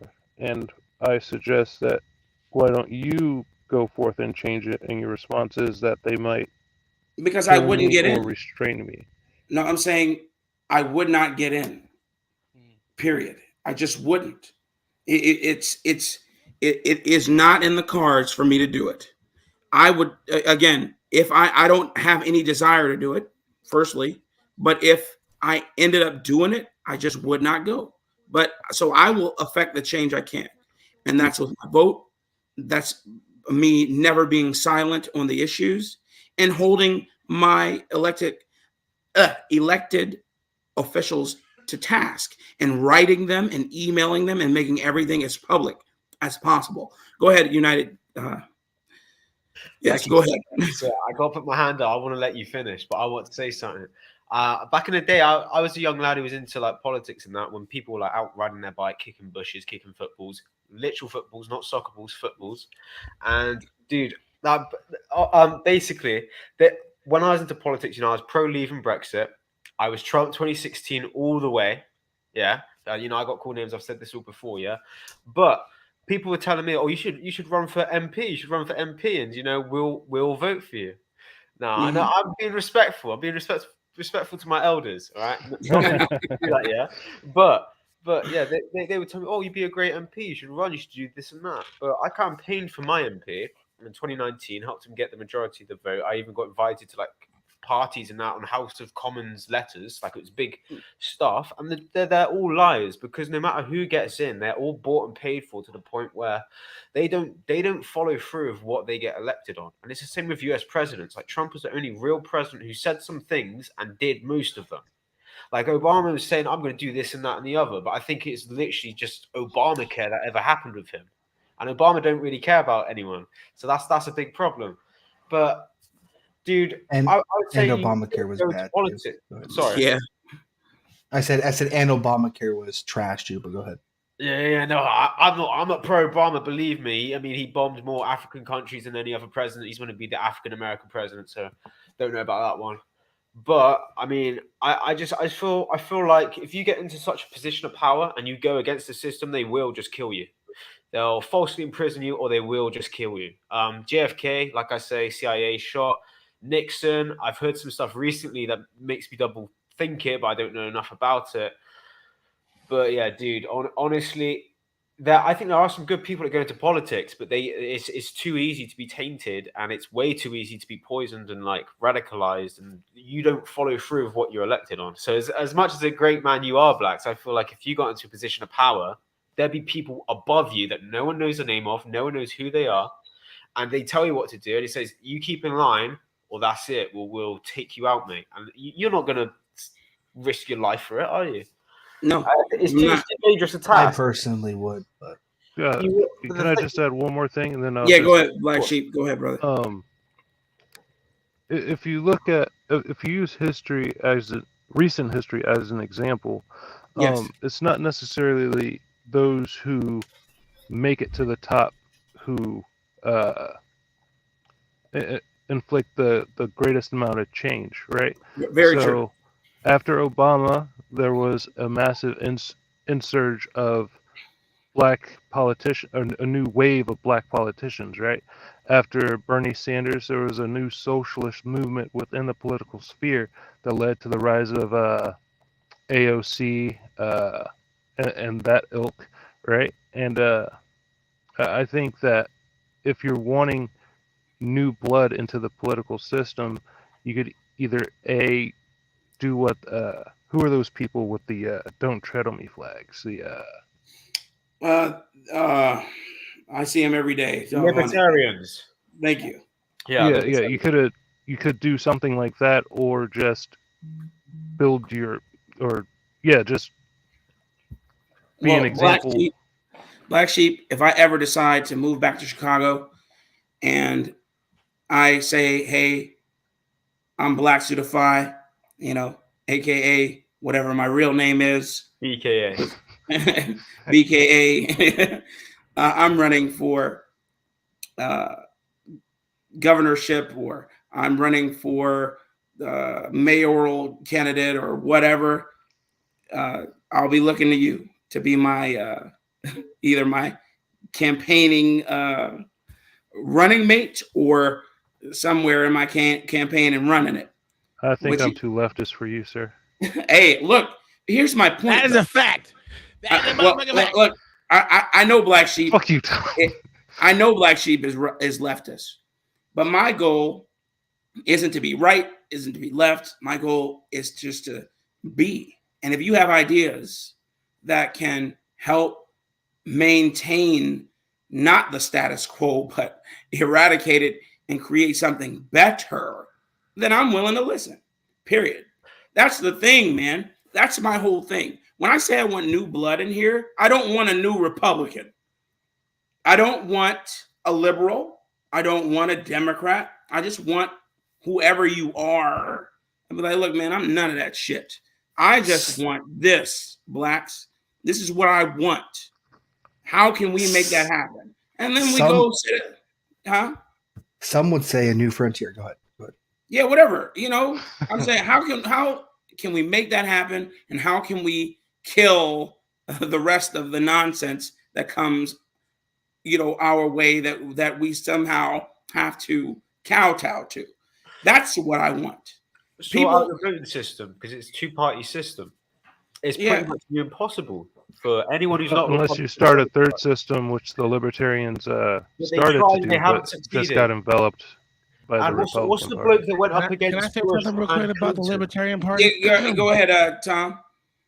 They will never win because they are fence setters. No one likes a fence setter. You're either going to choose one side or the other. That's why I'm a libertarian at heart, bro. I'm for a lot of things. There's a lot of things that both sides should be able to agree upon and just move the hell forward. But it will never happen because you know what? Everyone's going to stick to their side. And I think the whole marijuana bill or act or whatever you want to call it is stupid. It's a fight for what? Give them the freaking marijuana. We know it does more good than bad. We all know that. We can all agree upon that. But why they want to do it? Because it's a supposed gateway to nothingness. But whatever. They're going to do it. Listen, I'm more in the middle than I am on either side. But there you go.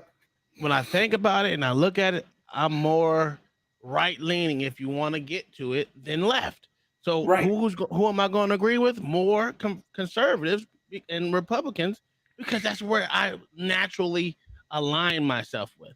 Has nothing to do with saying all Democrats are bad, even though I think most of them are. Not even to include my father. He's a flaming Democrat. I said it before. We will never agree upon things because he has a total different way of looking at things than mine. And no one likes people in the middle. That's why I choose to be on the conservative side. Exactly the same here, sir.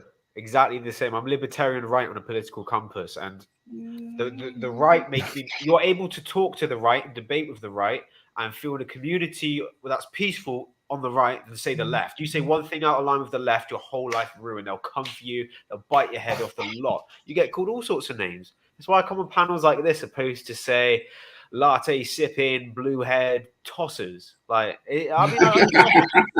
leave my blue hair alone, sir. No, on it, blue hair, green hair. In the wild, you look at a frog and it's bright blue or bright green. You stay away from that frog because it's poison. Hey, poisonous dart frogs. Exactly. I don't want any toxins in me. I want to live my best life. And I could do that, say, with right people more than I can left. There's some left people understand, but it's when they're closer to the center that they understand. The more far left you go, you're worse than, say, a far right person. Depending on who you are. Like, there's some far right people who don't like certain people for who they are, yeah? But the left, more so. You need only go a bit closer to the middle on the left, if you know what I mean, like what I'm saying. So, like, on the left, there's this much that hate you, and you go far right. It's a smaller margin on the right. Yeah, I gotta I don't think I like you, United. Why not? Is that medicinal? You seem like a Man City fan, so Yes, it I'm is. gonna have to No, go. I don't like Man City. I'm all. You seem like a Man City fan, and Arsenal. my white queen is waking up from a bender, so I'm gonna have to say No, my goodnight to queen's everybody. dead. My queen's dead. She ain't waking up. She's in a coffin.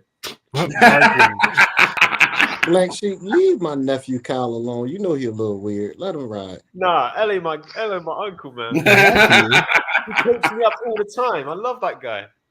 So who you rooting for? Arsenal, if you don't mind my asking. Arsenal. Who? Arsenal. Oh, okay. Arsenal. Yes, sir. That's crazy. Yeah, Arsenal is their number one in the league. I mean, Man City. I mean, you got Big Haaland with his massive lips, and he can't even shoot flipping goal anymore. Manchester, England. Yeah, dude. I'm English. Yeah, I'm proud to be a Brit, but I want to leave my country as soon as possible. You should come to America. You too, Black Sheep. I should be there in the summer on AmeriCamp, making some money at a summer camp. So that'd be my first foot in America. So See you later, Black Sheep. I didn't see yeah. So when are you coming to the summer camp, man? It's called AmeriCamp. It's 8 to 10 weeks. I'm setting it up right now. I need to talk to someone. They tried calling me, but like I said, I can only talk to them on WhatsApp on my PC upstairs because yeah. So now, so will you? Do you know what state it's in? They say it's in 49 states, so I don't know what states excluded. Probably Alaska or Hawaii or something. But they say it's in like New York to California to all sorts. But if I had a choice, I'd say the top 3 states I want to set foot in is Tennessee, Florida, and Texas in no particular order. I'd say Florida is probably the most free state out the lot. Well, Cal, if you get here, I will come see you. Yeah. Take my email, and it's blackswhodefy@gmail.com. It's my name at gmail.com. If you get here to America, I will make it my business to fly out or drive out to wherever you are. I really do appreciate that. I like I say, I know you said Texas, so if I end up in Texas, it's nice and simple. But I really let me know, man. Yeah, I will. I'll email you. I'll bring Uncle Tom along. Oh, I'll tell LA Wilkes to get his ass from the DR and come on. Yeah. No, I really do appreciate that, man. That's put a big. Yeah, I'm serious too. If you do it, I know you are. I'm serious too. I'm serious too. From the bottom of my heart, I gotta say, the past few months being on panels like this and like the CT channel, I gotta say it's really kind of like made me a happier person. You know, I'm talking to great people. And like I say as well, I'm better in a community like this than say any other one, especially the blue head ones. Forgive me. Absolutely. Left. Do they have open panels? The blue hair ones have open panels? I don't actually go on them now. I don't know. I'm starting mine literally tomorrow night. So I've rebranded my old True Crime channel, 3.3k subs. And I don't know. You had a True Crime channel? True Crime Bloke. Yes, I got 3.3. Oh, I actually would have watched that. I actually like True Crime. Oh well, dude, I got my documentary still up, but all the old live streams I put on members only because I want to rebrand the channel. But all my old documentaries are up. I'll put the link in private chat. All right. Yeah, dude, do it. I'll sub. I'm always bouncing around. I appreciate that, bro. I got one stream scheduled for tomorrow night. The first one on the rebrand. It's USA is better than the UK. That's literally the topic. You see, Kai come see you too, bro. We'll all come out. I love Kai. She sent me an email. Bless her. Just send me some love. She's a lovely lady. She is. What was I gonna say? Let's talk about some bastard stuff, right? So, speaking of bastards, all these single women are creating a ton of them, and I'm a single lady. Yeah, yes. Oh my! I was just about.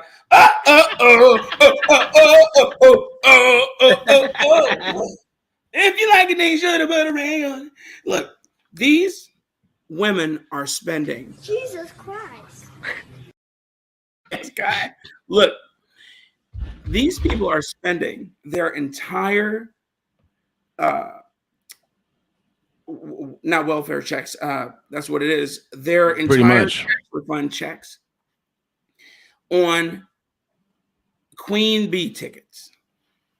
Okay, aka Beyonce, aka BK Beyonce. They are spending their entire salaries to get these tickets. Right now, Ticketmaster is selling them at 29% over 29% interest right now. 29% interest. Are you out of your? And then they said, come back. You know, due to demand for these tickets, you might have to come back after February 27th. I'm sorry, February 7th to see if there are tickets available. They're already letting you know what time it is. People are buying these tickets to her Renaissance tour. I think that's what it's called. All the Beehive incarnate people, man. You know, it's insanity, man. This woman is an oxymoron wrapped in a conundrum. She tells the women to do exactly the opposite of what she does. Bro, they're literally all like that. I swear. Yeah. When you mentioned Ticketmaster, that immediately made me think of when it crashed because of Taylor Swift, that they sold more tickets than they actually had. She's just the white version of Beyonce. She does the same shit, except she's always sad about her relationships, right? Because it never works out, but then she'll hop on some new dude who's a celebrity. Say it right, some new dick. Absolutely. Well, you know. So far it's been dick. Oh yeah. So far it's been dick. I'm sure it'll change soon. Yep, you're right. And BM, Hey, absolutely. Did you see that Michael Irvin suing for $100 million, suing the NFL for $100 million? For what? When did this shit happen? Because go ahead, Uncle Tom. You go. Oh no, you go ahead. I just seen it. I don't know nothing about it. I just So apparently he was at a hotel. He was at one of the Hiltons, and I think it was in Australia or something. He was talking to fans, adoring fans. People were talking to him. He was being courteous and everything like that. As he was leaving, a young lady, I think, who worked there, who was a fan, approached him, and he said some words to her, and nothing bad. People witnessed it, had camera footage of it, and in her bid to try and get a payday, she decided to make allegations against him. You know, they're being kind of cryptic as to the nature of the allegations, but obviously it was enough to put his contracts with the NFL and ESPN. Is he on ESPN or is he on TNT? I think it's NFL. Okay, so he's on NFL Network. It put his contract with them in jeopardy. They canceled him and they fired him. So now the evidence has come out saying that he didn't do the things that he was being accused of. Again, we don't know exactly what he was being accused of, and he is suing for $100 million, and I hope he gets every red, dead cent of it. I've met this guy. Maybe he'll stop being a liberal. Maybe he's a bastard. If anything, Michael Irvin is stupid. Okay, he is an idiot. He's one of them people who got hit in the head way too many times. He's an idiot. The guy is I won't say he's harmless, because nobody's truly harmless, but I don't believe that's what he's thinking about. Going around harassing little white girls who work as counter maids or hostesses at Hilton's, when he literally can go anywhere he wants, be recognized, and have people who want to throw themselves at him do it, and he can draw from that well. It's insane, man. I hope he gets that money. And then, because I hope so the NFL Network pulled him from the Super Bowl coverage this week after allegations surfaced. The Hall of Fame Dallas Cowboy receiver told the Dallas Morning News on Wednesday that he had a brief interaction with his accuser in the lobby of the Renaissance Phoenix downtown hotel where he was staying Sunday. Per the lawsuit that was obtained by the news, Irvin accuses Marriott of trying to have him canceled. Irvin seeks damages and defamation and wrongfully interfering with a business relationship from the Marriott, so he's suing Marriott as well. Irvin denied any wrongdoing in the interaction and told the news on Wednesday that he's baffled by the accusation. Irvin's accusers has not been identified and goes by Jane Doe. Get the fuck out of here. Tell us what that white bitch name was. So is Ben? Well, if they don't have a name, you know it's sexual in nature. Yeah, in the lawsuit filed by Irvin Thursday, the nature of the allegation is unclear. Phoenix police told the news Wednesday that there was no criminal complaint filed against Irvin. So if you want someone to take it serious, why not file a complaint? Yes. Well, where did it happen? Thank you for the cash app, Jay Rillo. Just noticed it. Thank you, sir. And Shanisha. Thank you for buying Loudmouth Flavors, whoever you are. I see it. I got your order, and I'll be sending something out to you. Not mañana, but Monday. They order something. I have a question for you. Did you buy 10 of them mugs? Because I know he said he. That's the question. Did you buy 10 of them mugs? That is the question. Oh, what spice did they buy? What spice? They bought both. They bought Italian Stallion and they bought Tangy Taco. One of each. So Italian Stallion. Explain the spices to me. What is Italian? All right, let me pull this up for you. Let me pull this up. I'm genuinely interested. I love this stuff. So here's Italian Stallion. It's red. It looks hot. Yes, so it's not hot. It's not Italian. hot. So Italian Stallion has within its package several different spices that makes it up to a blend that is robust in flavor and smell. You get this package, you pop it open, you'll understand why people like it. So it smells delicious. Say again. What Italian dish is it inspired by? Like when I think Italian, all right, absolutely. So let me give you the back. Later. Let me give you the backstory. So my mother in the old country. No, seriously, my mother used to make the best spaghetti, and her spaghetti was based on and lasagna and masticholi, etc. But she made the best spaghetti, and her spaghetti was based on a place that she used to go as a little girl in the 60s in Chicago. And she said, you know what, I want to learn how to make spaghetti that way, because before spaghetti was just, a can of tomato sauce and, with some salt, and that was spaghetti. So she learned how to do it. I grew up eating that way. And I was like, you know what, I want to put in a bottle what my mother raised me on. So that's when I created Italian Stallion. And honestly, I had been using this spice since I was about this spice that I concocted since I was about 15 or 16. Wow. It was only now about 5 years ago that I said, you know what, I'm going to break the mold. I'm going to jump out on faith and actually create a sellable product. And I started and created the logo, started out, and then Italian Stallion was the first one. Then I made Tangy Taco, and that was also based on tacos I had eaten growing up. And it's nothing. Hey man, the ingredients are so simple. It's crazy. It's so the ingredients are simple, man. And I just mix them my way, and there you go. Well, that's from the heart, isn't it? I didn't realize how from the heart it is. It's not just, oh yeah, here's that, I'm making some money on it. No, not exactly, because then it would be any other package in the store. Yeah. I specifically made it so it would be low in sodium, because we get enough sodium poisoning on a daily basis from everything we eat. So I specifically make sure it was low in sodium. I specifically made sure that I sourced spices from trusted places. Specifically, some of the spices I sourced were actually from India.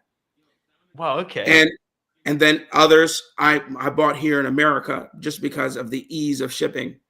And I just went to town. I mix it myself. Just a little backstory about the mixing process. I tried to have this mass produced, okay, but mass production is extremely expensive.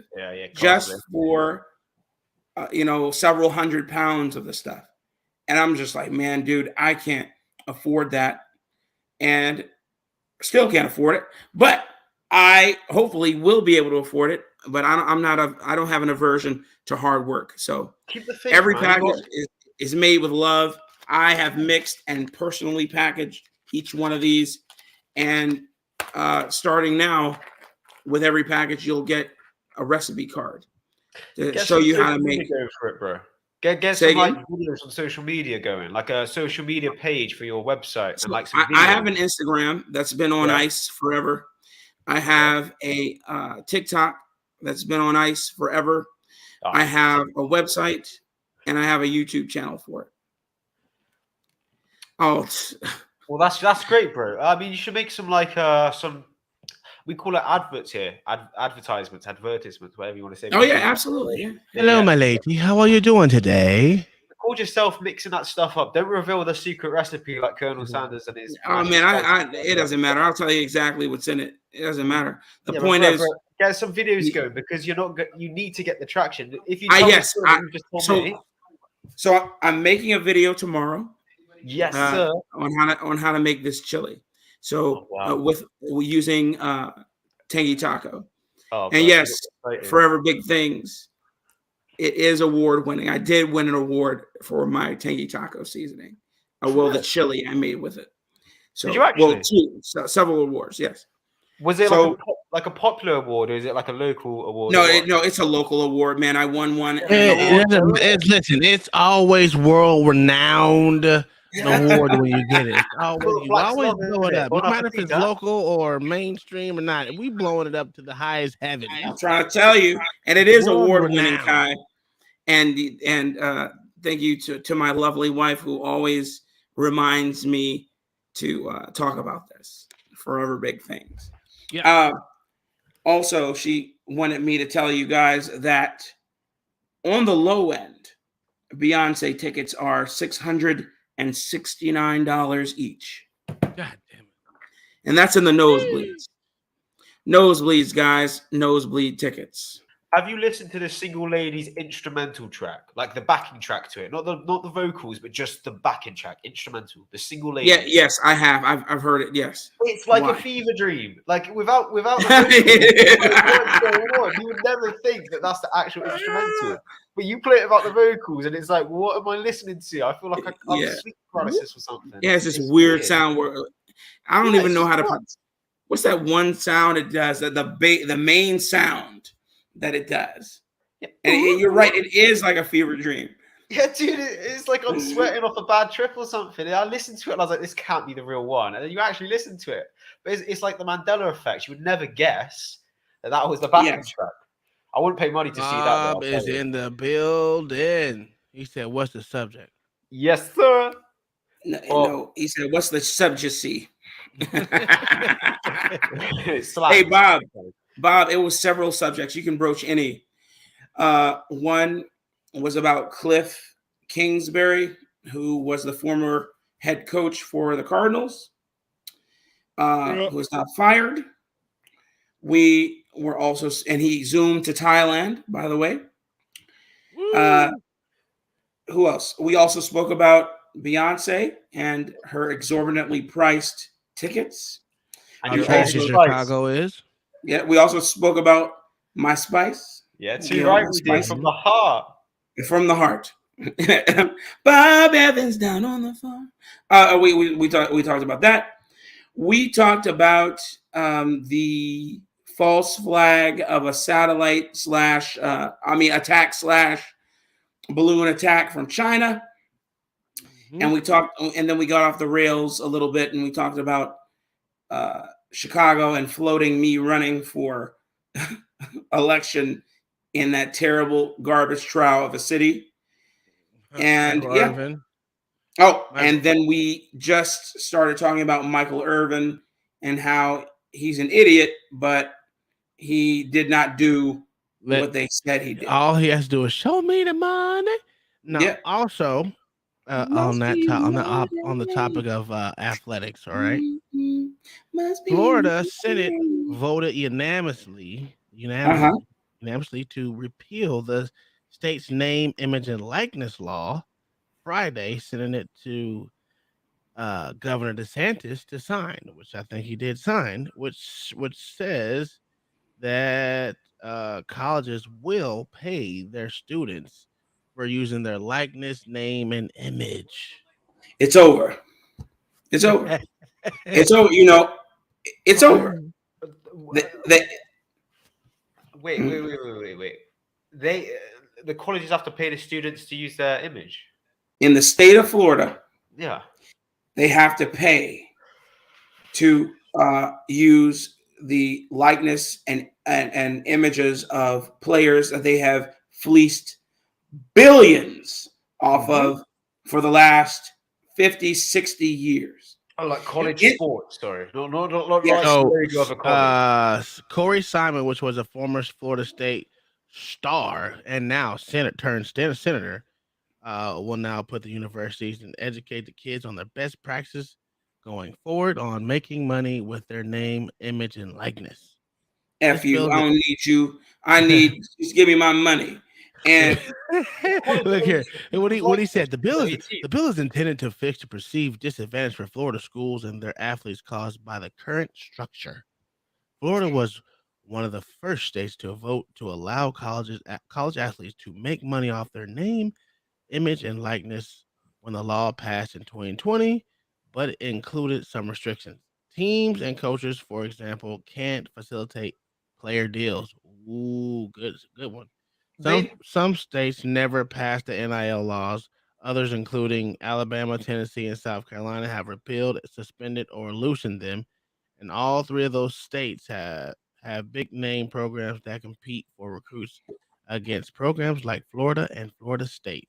So we're trying to get all the players here. We're trying to get them this money quickly. Let's get this money quick. I'm about to go back to college to play football. Fuck it. They're owned by the college, are they? I'm sorry. Bump it. Hey, Tom, we both still got eligibility now. We do. I didn't play all 4 years, doggone it. Hey, look. I only played 1.5, actually, to be honest with you. Me too. I only played one semester. Mm-hmm. Third string water boy, Tom? No, I might as well say that because I was on the practice squad. So I'm just kidding, man. No, I'm just no. Shit. You don't understand how hard it is to play football in the actual politics. I think he checks cash, David. It's a rat race, especially when they're moving you from D line to linebacker. Yep. It's like 35 people in front of you you gotta think when they recruit these people, they already have a lot of people there. You know what I'm saying? So you're a dime a dozen, and hopefully you make it. If you don't, you're gonna be on a practice squad getting beat up by the starters. That's every day. Hey, and look, long story short, the NCAA's draconian rules get to be eradicated from henceforth and forevermore. The schools can save a lot of money not having to give scholarships anymore. They're still gonna give scholarships. If you're getting $1 million off your picture, I ain't gonna pay for your. I went out for football. I'm sorry, Mel. I went out for football in high school, and I remember the first practice. I got hit so hard that I realized very quickly this ain't for me. That was you know what's messed up, Bob? I went out for football when I was 6. Yeah, I got hit in the head, and I continued to get hit in the head all the way up until I was 40. Why, bro? Hey, look, I went out for football, like real football, when I was 13 years old. Is when I started playing actual organized football that didn't. I played tackle since the age of 5, bro. No, I'm saying like we tackled, without pads. But I mean, where I actually suited up. I was 13 years old, and I knew everybody kept saying, "Oh, that's Marshall Faulk. You look just like Marshall Faulk." Oh God! The entire Marshall time. Faulk was a beast. Hey, look, Marshall Faulk was a monster in his day. And what? Huh? I just said roll tide with Cali. I'm sorry. Oh yeah, definitely roll tide. Yeah, Alabama, baby. Listen, the state sucks, but the team actually is winners. Well, the team sucks right now, but other than that, you know why, right? They're gonna win. You know why, right? It's because they're gonna have to start paying. They're gonna have to start paying these players. That's why they're gonna start. All the recruits are going. They can go anywhere now and make money. They don't gotta go just get their name out in the limelight to Alabama, to LSU, to all the big colleges. They don't have to. They can go to Colorado State, man, Colorado Junco State, whatever. Yeah. They can, as long as they get their name on the back of a jersey and they can make money off of it, bro. They can make money no matter what college they go to. It's about to just change the game, man. They've been fighting this for so long. It's gonna be crazy. Who knows? Anything can happen. What I think is going to happen is they're going to use the XFL to recruit more people into NFL. You think so? It's going to be a staging zone for. Why do you think that? Why do you think? Because that's usually how they started anyway. Like the American Football League was for the NFL for a while. Yeah, I think that's how it's going to be, bro. Yeah, and there's nothing wrong with that. That gets a lot of people exposure. When you show how good you are in one state, going to the next one is just butter. From Bob with the $5 super chat. Bumpkin, your flag is not upside down, but it's not right side up. Did they expand Medicare but not lower Social Security? Here, funny, Bob. I'll explain that, right? So I actually had a bunch of bunch of different pictures. Before you do, explain what your flag was so everyone can know what it is. So my flag was upside down because that means a country in distress. Yes, I do know that. Right. Yeah, so that's why it was upside down before. But that was a stupid little gag that I was doing. But to make it look better, right? I put it just straight down, right? Which it's not untypical. You see it all the time. So, but I actually had a bunch of different like pictures and stuff, like Second Amendment's over here, and I think I have a framed picture of the Constitution right over there. But I actually need to get screws because I tried to put them up with what was it? You guys know what command strips are? You guys have been to college, right? You know what command strips are? Yeah, those things suck. Don't ever put anything on your walls with command strips. Those things suck. I could have told you that. Yeah, well.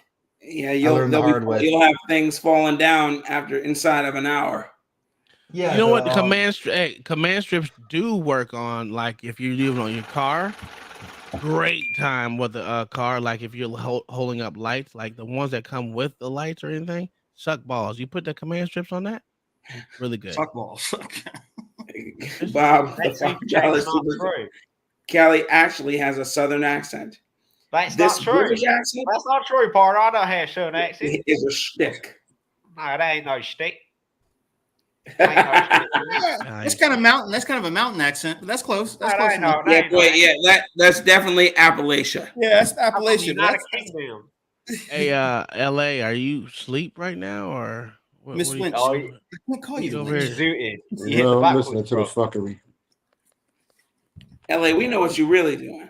Yeah, I'm listening to the fuckery. I'm reading the Bible. You know, really. You ain't reading no Bible. What chapter? What verse? You ain't reading no Bible. The book of Mind Your Damn Business.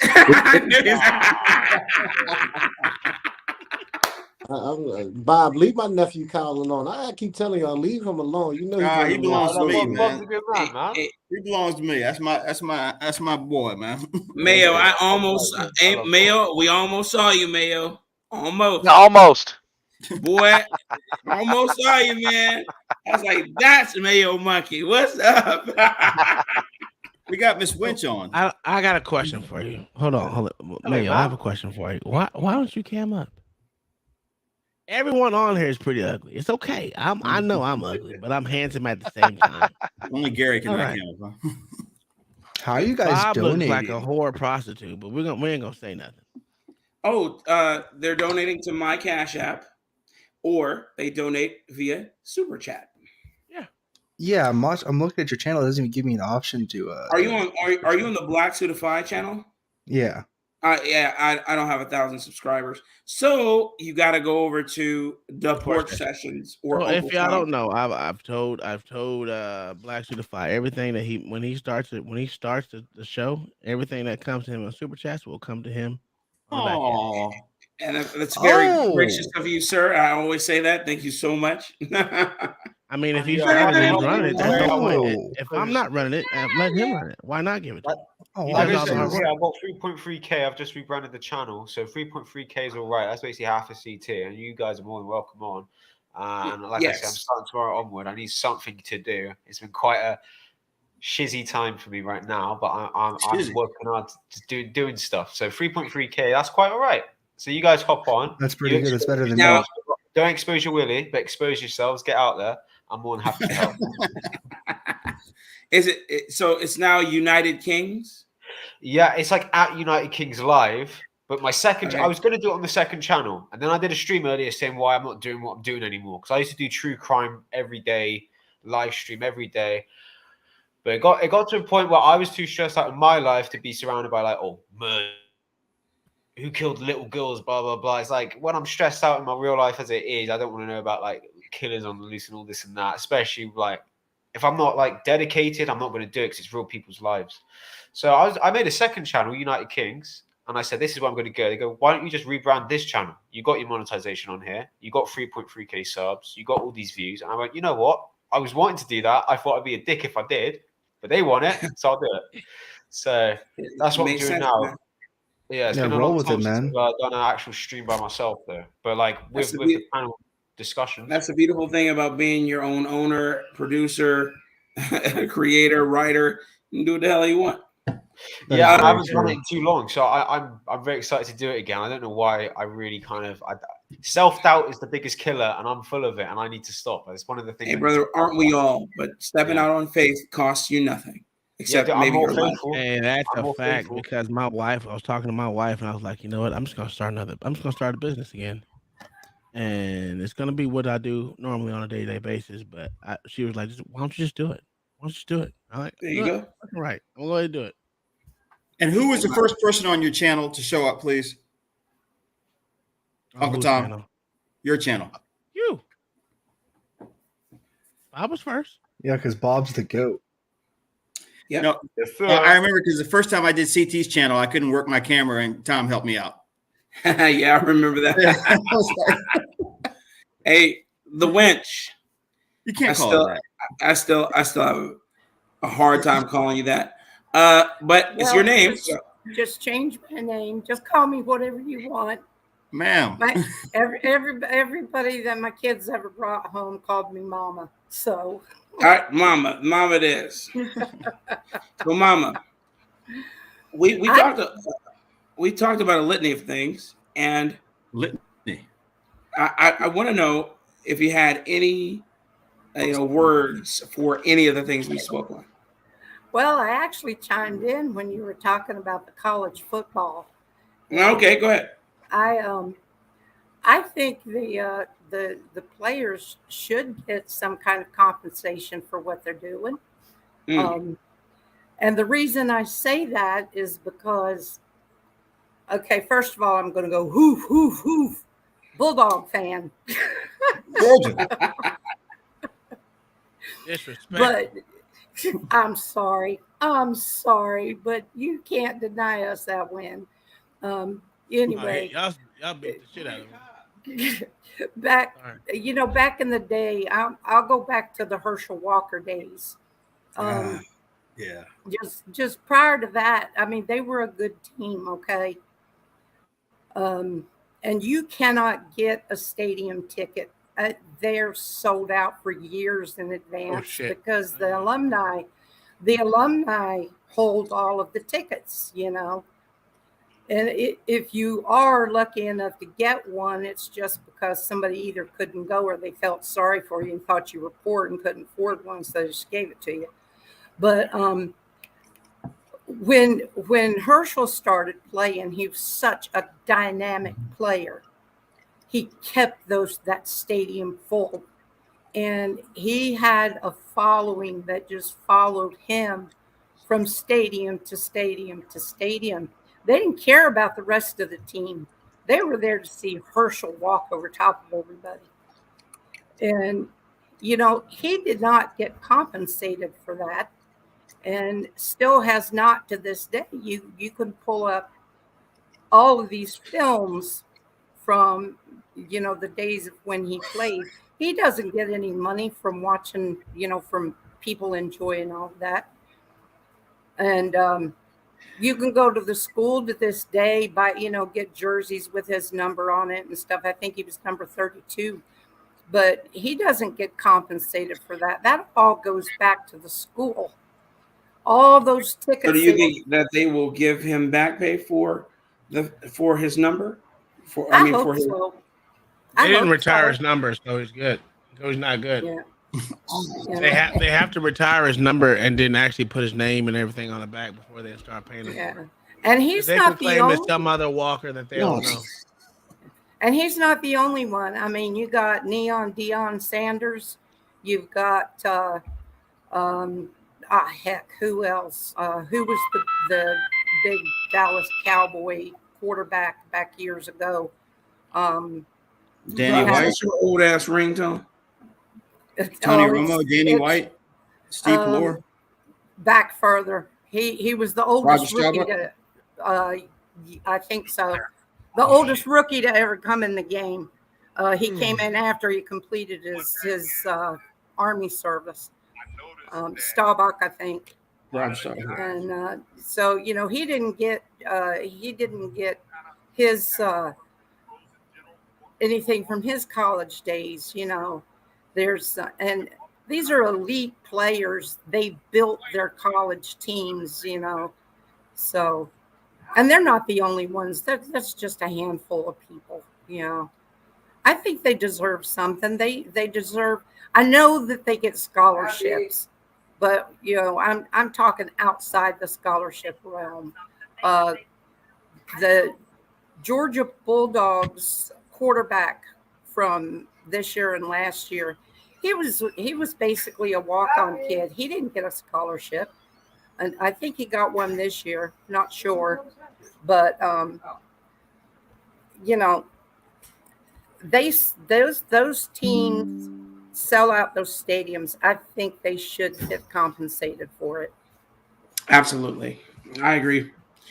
And this is one giant step for humankind to, you know, toward that effort. You know, it's been a long time coming. To quote the late great Sam Cooke, you know, it's just taking too damn long, and it's about doggone time. Well, I think they should. I think the money should be put for him in a trust. Fuck no, yeah, let him spend that goddamn money. Why you got? It's going to destroy him. Well, yeah, you know, yes. I can't say it that them getting that amount of money wouldn't put them in a bad way. Eventually, you know, historically speaking, we've seen it destroy a lot of them. But you know, they're human beings. They're adults. They got to do. They're human beings. They're adults. They got to make their own decisions, man. I'm not gonna babysit them. Do what you want with your money, and if you lose it all, well, then that's on effing you. Oh, they're on the college level too. I mean, shouldn't they already know how to manage money, or shouldn't somebody? No, most of them would have never graduated high school if they went by academic standards. Let's be honest. Yeah, I mean, it's true. No, you're right. You're right. You know, you would think that they would know, but you know, what are they teaching them in high school now? Well, according to the Baltimore school system, absolutely nothing. So, I agree. You know, Instead of learning how to do their taxes in a rudimentary way, they don't. Instead of learning how to do basic arithmetic, they can't. And reading, I mean, what reading? So what they learn is how to monetize themselves on TikTok and YouTube, and how to have sexual relations with one another at a very young age. Mm-hmm. Stop it, United. Yeah, this is going to open them up to lawsuits like Callie, you are crazy. hilarious. Yeah, it is. It is going to. I mean, and but this they is going to complicate the players' lives. They did this, man. They bastardized a rule. Look, maybe the rule was magnanimous in its creation, but then they've destroyed. They've just, you know, as most rules do, they get bastardized and then abused. So maybe, you know, they had good intentions when, what's that guy's name who created the rule? I just remember the docu-series they did on him. I can't remember his name, but he was majorly instrumental in creating the rules that we see, the draconian rules that we see from the NCAA. But, you know, who knows? Maybe we're wrong. Maybe we're dealing with a whole bunch of young Bill Gates and I don't know what this bunch. Okay. You're funny. And the other thing I wanted to say, I don't know where LA went to, but you know, if you're gonna run for mayor of Chicago, I think LA ought to run for mayor of Philadelphia. There you go. I will kill myself twice. Now they're gonna assassinate him first. Exactly. He's handsome, isn't he, Winch? He's a handsome man, isn't he? Yeah? He is a handsome man. I know. You're all handsome young men. I'd be glad to have thank you, my Grammy. sons. Thank you, Mama. I appreciate that. Thank you, man. Glad to have any of you for my sons. You're all well upstanding young gentlemen. Except for LA. LA is a degenerate. But yeah. Oh, LA, I just whoop up on him when he needs Get the belt, man. Yeah, happy days. What brings you to a channel like this, lovely? Basically, it started out as curiosity. I follow another fellow by the name of Ty Smith, and Tom was on his channel one night on a live, and I met Tom and Kai when they were chatting with him, and they announced that they had their own channel, and I thought, well, you know, I'd pop over here and see what it was all about. And yeah, Tom's a good bloke too. Tom's a very lovely bloke. And I came over here to. It kind of started out as a curiosity, you know. I actually kind of figured, oh, this is going to be a whole bunch of white bashing, and you know, sometimes it is. Well, we really bash black people more than white people. But yeah. I think it's just people bashing in general sometimes. There you go. But but I'm learning some stuff, you know. Every now and then they bring up a subject that I'm like, you know, I never really thought about it from that angle. And when you come from a different culture, looking into another culture, so to speak, from the back door, or hiding in the corner, you kind of see some things and you hear some things that are enlightening or can be enlightening. And if you choose it to be, and then he had a young man on the other night that just I think everybody in here was calling him Mississippi, and I thought, you know, Victor. Yeah. He's a really intense individual. but but he has a black Southern man's experience that maybe a lot of us don't have. I've met white people from Mississippi, and the ones that I personally know, I'm not going to speak for all of them, but the ones that I personally know still have a very superior attitude towards other people. And now I'm not saying that's all of them. I'm just saying that's the ones that I know. Well, thank you. I just want to let everyone know that I'm very superior to a lot of people. You're right. Here's my question. Here's my question, Mama. Sure. If they have a superiority complex, but they still do business with black people, if they own a company and the money flows and they're cordial to them or other races, whoever they may be bigoted to, is their superiority complex a problem? As long as they're treating others of whoever they are, whatever they are, whatever creed they are, whatever color they are, as long as they're treating them with respect, probably not.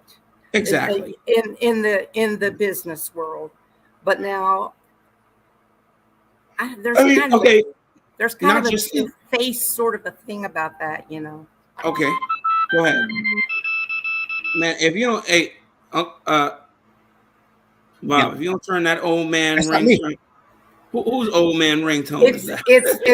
It's my blood pressure. My blood monitor. Y'all Negroes that got on her nerves so bad, y'all to raise my blood pressure. No, I blame you because I blame you, Bob, because as some of you do. I can't silence it. No. It was a joke. It was a joke. Don't we're worry. not raising your blood pressure, are we? We're not No, it's my blood sugar. It's my blood sugar. Mama, don't worry about it. I'm busting Bob's balls. Apologize, Black Door. You know you messed up, sir. Apologize. Apologize. You know you messed up. Go ahead and apologize. LA, I will kick your ass off this damn. I apologize for shit.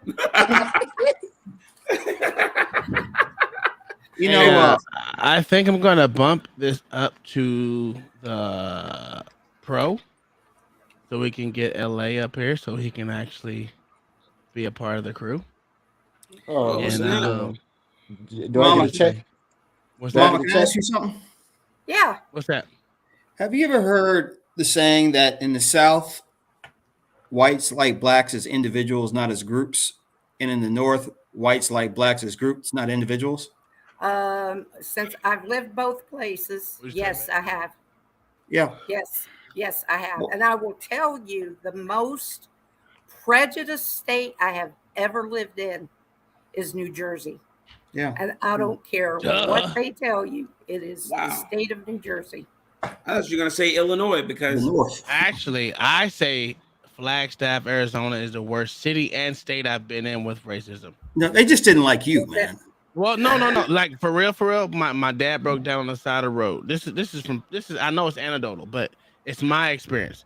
So I was 11 years old. Right, we're coming back from California, seeing my grandma before she passed away, and my dad's van broke down. Oh, excuse me. And that was the first time I've ever actually seen racism to my father. And I was like, what in the fuck is going on? In my brain. I'm 11. I'm like, what the fuck's going on? And he's like, no, we don't service black. Well, he said the N-word, but he said niggas, but we don't service niggas up here. I was like, whoa, wait a minute. Yeah, what's up with this? Wait a minute. And my dad handled it like an adult. And he just went to the next place. So see, I would have handled it totally different than my father, but back then, I guess because I was with him, he had to handle it differently. But that was the only time I've actually say I actually dealt with any type of racism in my life. That one time. Wow. Now the least the least racist state I've been to, and I actually lived in, was Alaska. It's totally different there. Totally different ball game. That's because it's a lot of different ethnicities there. It's not one. It's not one set of ethnicities there. Lots of military up there too.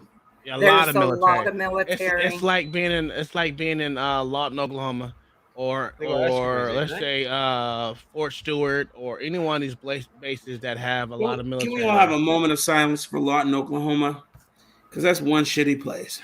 All right, fuck out of here, Bob. That is a tough town, man. I've been there. That is a tough town. Yeah, I gotta agree. y'all gonna stay up off my city. Even though I won't go there to live, y'all gonna get up off my city. Hey, I will tell you this: it's the only place you can go where you hear bombs over Baghdad almost throughout the entire year. That's crazy. The rap song? Still. Oh, the rap song. Artillery. It's an artillery base, bro. Oh. And that, I mean, you can all it does is rattle the motherfucking windows and the entire time. And you'd be like, I wish these we were doing motherfuckers land would stop. nav. Yeah. We were doing land nav in old craters. It was insane. Yeah. It was crazy. Impact craters. But I thought that they had stopped doing artillery there. Not artillery. They stopped doing the tanks. The Abrams are stopped going. Yeah, they brought them. They took them to Fort Bliss, and and when you know, I ended up there too. I thought Armor School was Benning now. Was all out of Benning now. Oh, I don't know what's that now. No, I'm not saying Armor School is in Fort Bliss. I'm saying they moved all armored. All the units. Yeah, thank you. All the units to Fort Bliss.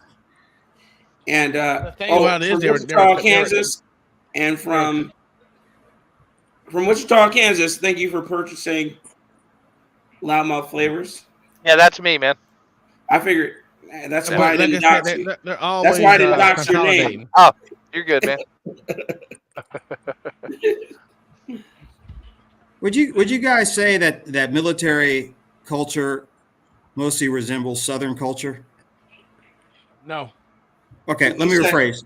On the enlisted level in the Army or Marines, if you took all the Southerners out, would you have the bulk of the population gone? No. Yes. No. It's weird because it depends on which service.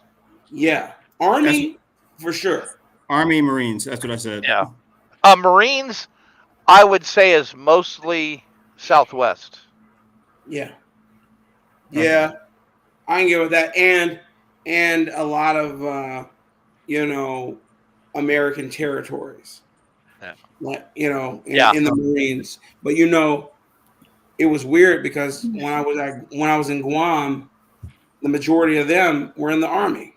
I thought for sure they would have been Navy, but it was Army. I was like, wow, overwhelmingly so. Really? Everybody I ever met that was in the Navy came from a landlocked state. Yeah. You know what? I'm sick of your ass. You know what? Kick his ass out the panel. You take it so personal, man.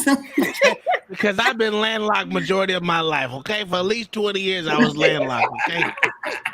But that's the reason why I like the ocean, because I love being in the ocean. There's nothing like being in the ocean.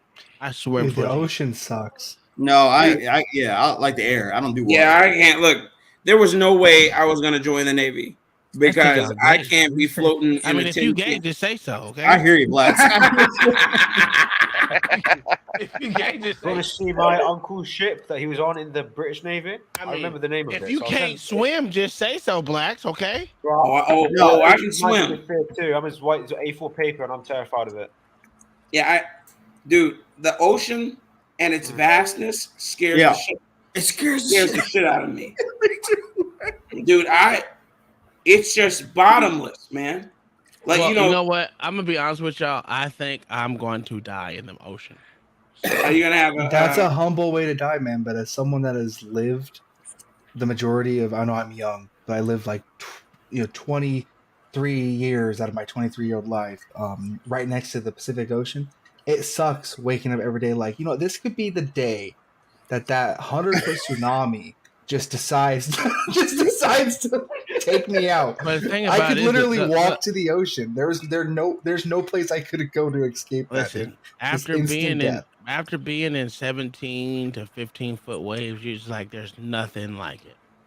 Yeah, that's right. There's nothing like it. I'll stay in the air. Yeah, there's nothing like it. It's an adrenaline rush that most people don't ever get to get. You know Well, what you I'm saying? serve. You serve though, Yeah. right? So but the thing is, man, that scares the shit out of me, man. Look, me too, man. Me too. I don't know why. Look, dude, I can swim. I mean, well, I was a lifeguard in high school. And then I also was a beach lifeguard, which require you to be able to really swim because of all those cross currents under the waves, Yep. and you had to really be able to swim. I mean, be a proficient swimmer. And I can swim, but there's no amount of treading water that I could do that would save my ass from being in the Pacific and or Atlantic Oceans with whatever is swimming under me. I would die. So I told you by the time that we saved a kid in the ocean, a No, black what? kid. Shit, we were out there for just a get together, and it was heavy undercurrent, and Was these it a white kids kid? just no, these little black kids. These little black kids. It What was is no- three brothers. They're just jumping along because you can touch the bottom. You can jump along, and they were like probably about, I would say, 50 yards out. 50 yards. Man. Wow. And then you seen all the water you just see what my wife was like, that don't look right out there. They just jumping around and then you can't see him. You see one brother just damn near floating he was trying to stay his head above water. About time we got out there to him, I mean, his eyes was I literally had to carry him on my back to get his ass in. And they did like 5 minutes of what chest CPR? compressions on him, CPR to get him. Oh, chest compression. Yeah. Oh Dude, my god, that that's little insane. boy was gone. But on the same token, my son, like I've always told my son, I always say this to him, like, look, dude, you have a flotation device on you at all times, meaning his boogie board. Do not, if you can't ever touch the bottom, always continue to hold on to that flotation device. No matter what it is, it's a flotation device. Very This true. This mofo takes his goddamn boogie board off. He has that ankle thing, right? Yeah, right around his wrist. He took that Yeah. off. And then I'm like, dude, just go in. If it's too heavy for you, go in. Right. That's what I'm yelling to him. He can't get in. So I put him on my surfboard like a dumbass, because I gave away my flotation device, right? And I'm trying to get his ass in. And I'm like, dude, I can't take it no more. So I finally get him on my surfboard, push him in. Guess what he does? What does he do? He falls face forward off the damn board. So we back to square goddamn one. So my oldest son finally sees us struggling and comes in and grabs him. Thank God. Yeah, my wife was there too. But after getting him in, them two getting him in, it took me probably about another 10 minutes to get in. That's how hard the undertow was. I think that was And Bob, this bastard likes the ocean. That's crazy. That's There's the most scariest it's ever. Now, I've been on 17-foot waves. That was what happened here on 3 foot wave, not even 3 foot, like 2 foot waves with a heavy undertow. That was the most scariest I've ever been. That's all it takes. I was just so fucking tired after getting him in. And I was just like, dude, I understand how that little boy was about to die out there, because Jesus Christ, you get so tired of fighting the goddamn water and not even moving an inch. You're like, God damn. It'll take the strongest swimmer and humble his ass. Yeah. You will not. Man, that's why when I see the Navy SEALs go through all of their water training, I'm like, there's no way. Like I said, bro, if I wasn't taught by some good surfers how to fucking maneuver myself through the fucking ocean, I would have been out there. I'd have been dead. Well, the thing is, you need to know what you're going to be up against when you're out there doing those type of things. And sometimes you just gotta go with the fucking water. And that's what I was like, just relax. And I was sitting there talking to myself, just relax. And I'm sitting here huffing and puffing. Just relax. As soon as the water Tom, come, I will just float as far as I can with the water. Just let it take yes. me as far as Tom, possible. you were a Christian. You were a Christian there, weren't you? During that time. Bro, I know he was. You were saying the Lord's praises, weren't you, man? dude, I got to the goddamn edge of the water and stood up. I think it's just like, He's like, this dude was saying, wait. Hey, he got the spirit. in the water. I'm telling you, Jesus, it was hard. It I was got hard. to. Now, it's crazy how, and it was like I said, I've surfed in 17-foot waves. I surfed More in pop. 15, and this one was the most I've ever been scared in my life. And it was like 2-foot waves, and that was crazy. Man, look, never in my life. I'm telling you. Look, I just. Mama's gonna say something. Oh, go ahead, Mama. Oh yeah, I was just gonna say I got to brag on myself a little bit here. I was called up to the bridge by the captain on a passenger vessel one night to make a long story short. There was another boat in the water, and air temperature outside was about 28 degrees. No. The water was about 35 degrees. And anyway, the passenger ship the other boat had a passenger on board that had fallen and got stuck between the well house and the deck. And he had some severe injuries. And so they called the Coast Guard in to come and help rescue this guy.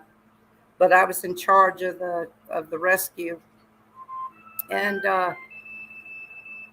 I have never been so impressed. I'm sure you all have seen that movie, The Guardian, with Kevin Costner. Yeah. Oh yeah. They played they show him jumping out of the helicopter. Yeah. Yes. Well, the Coastie helicopter came in and hovered about 100 feet above the water, and their paramedic jumped down into the water.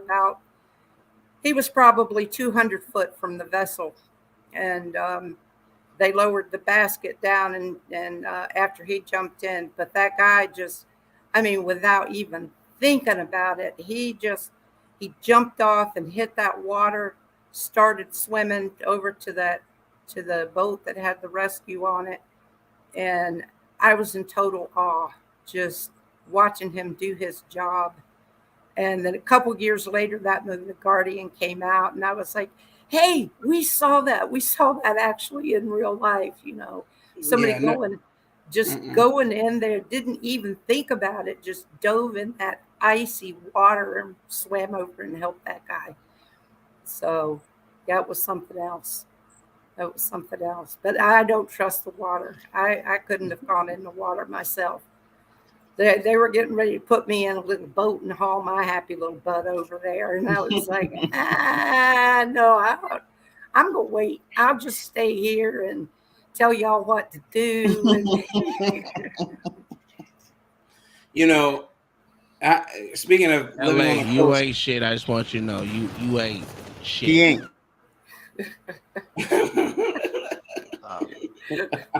The most afraid I've ever been in water. Oh, go ahead, ma'am.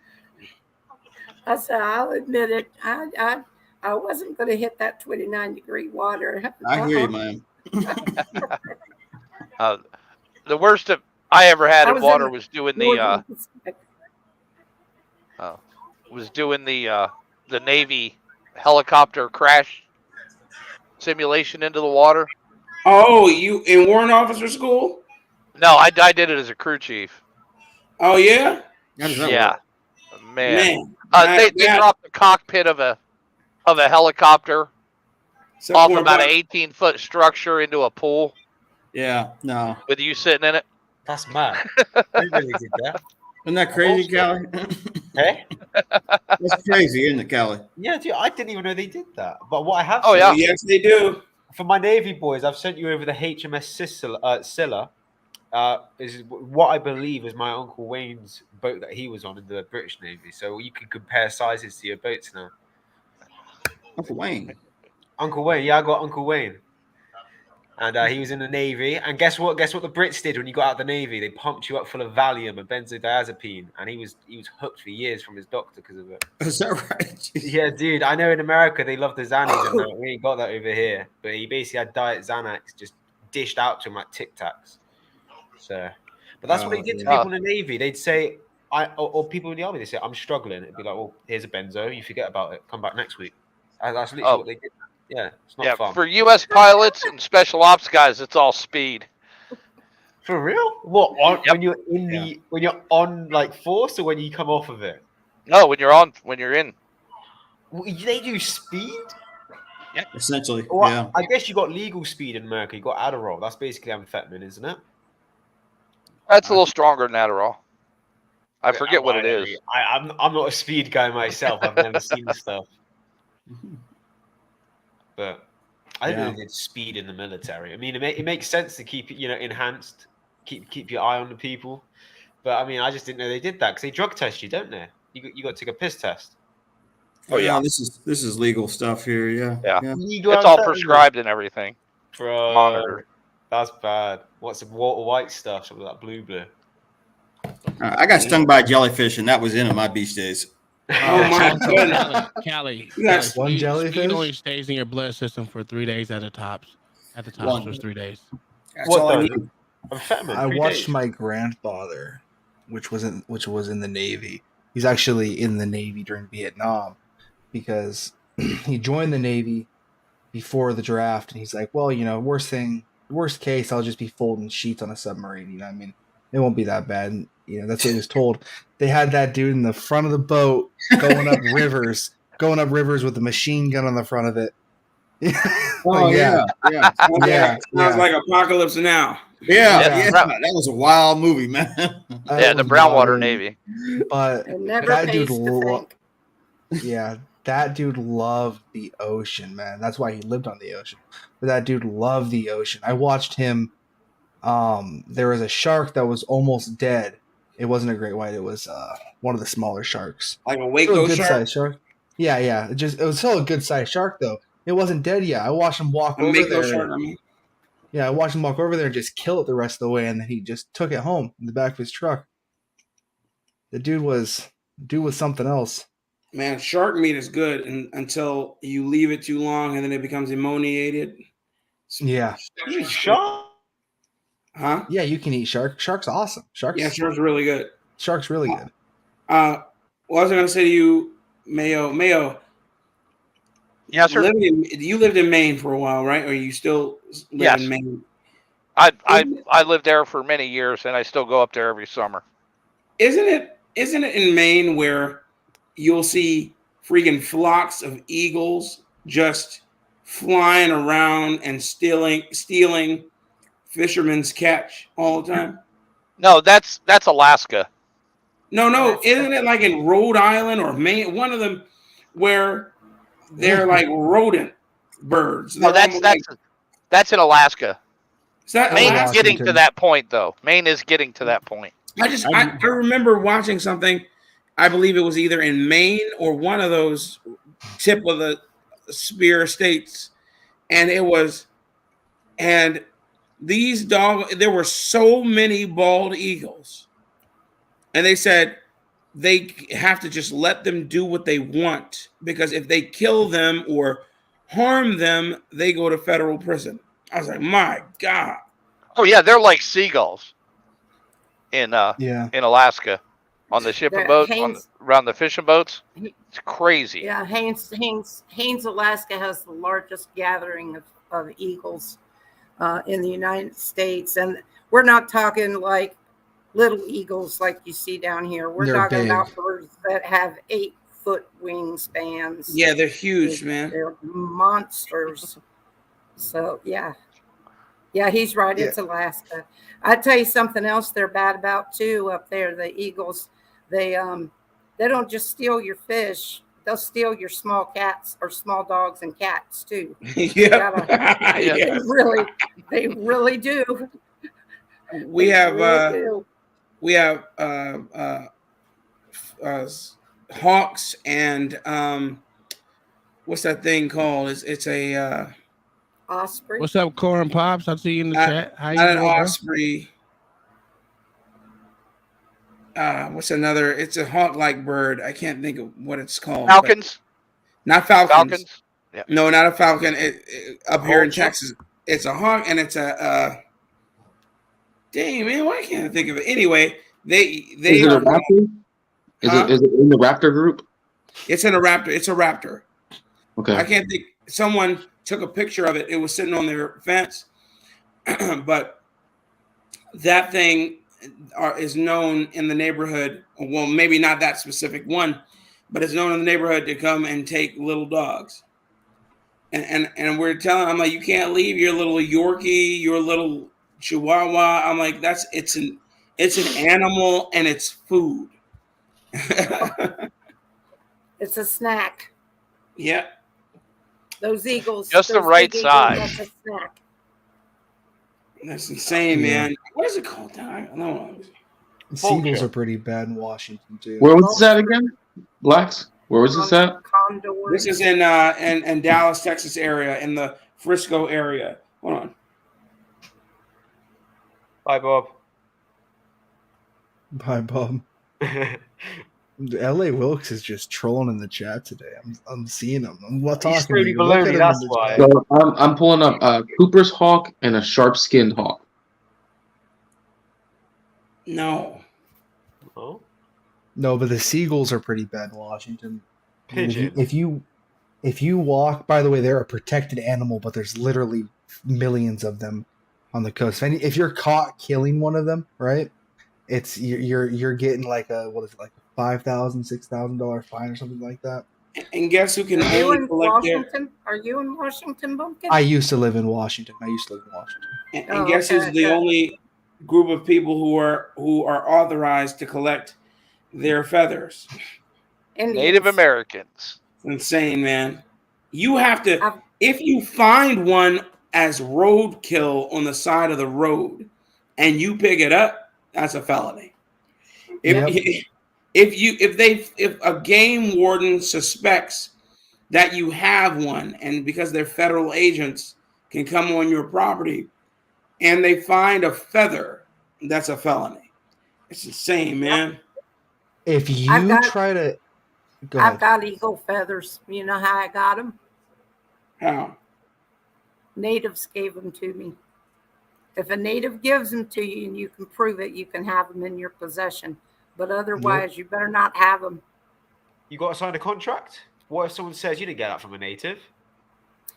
No, you just have to have the native go with you, and they just say, "No, yeah, I gave it to him as a gift." But you have to know So- who the native is or something. Or so, like, say, have a picture. Maybe. So, no, Ellen, you you just have to still have the smoking up? native going with you. Are you from When I Wa- lived, pardon? Go ahead. When I lived up in Alaska, I have a lot of Native friends, and they knew that I collected a lot of them, Native American kind of things. And so when they would walk on the beaches or whatever and find an eagle feather, they'd bring it to me. So yeah, I mean, I got them legally. But no, he's 100% right. If you find a dead eagle, you have to turn it in. Otherwise, you will get fined or even thrown in jail. So you can't possess one. If you find one that's injured, you have to turn it in, and they'll usually pick it up and send it to a raptor center somewhere. And you're not supposed to possess the feathers unless, like I said, a Native American gifts it to you. But they are truly the only ones that are supposed to have them. Well, you've been honored then. You've been given one, haven't you? I have. I've been adopted Yeah. into the Tlingit clan. Bumpkin there's from Washington. He's probably familiar with the Tlinkits and the Yeah. Haidas and Yeah, I and know so the forth Tlingit. from the. So. Are But you from yeah, Washington, or do you live in Washington? I do. I live in Washington now. Yeah, I'm on the sane side of Washington.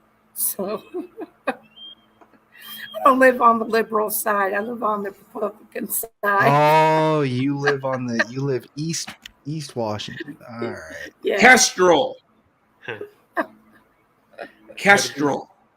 Yeah, cool, Paul. That's what it is. The American Kestrel.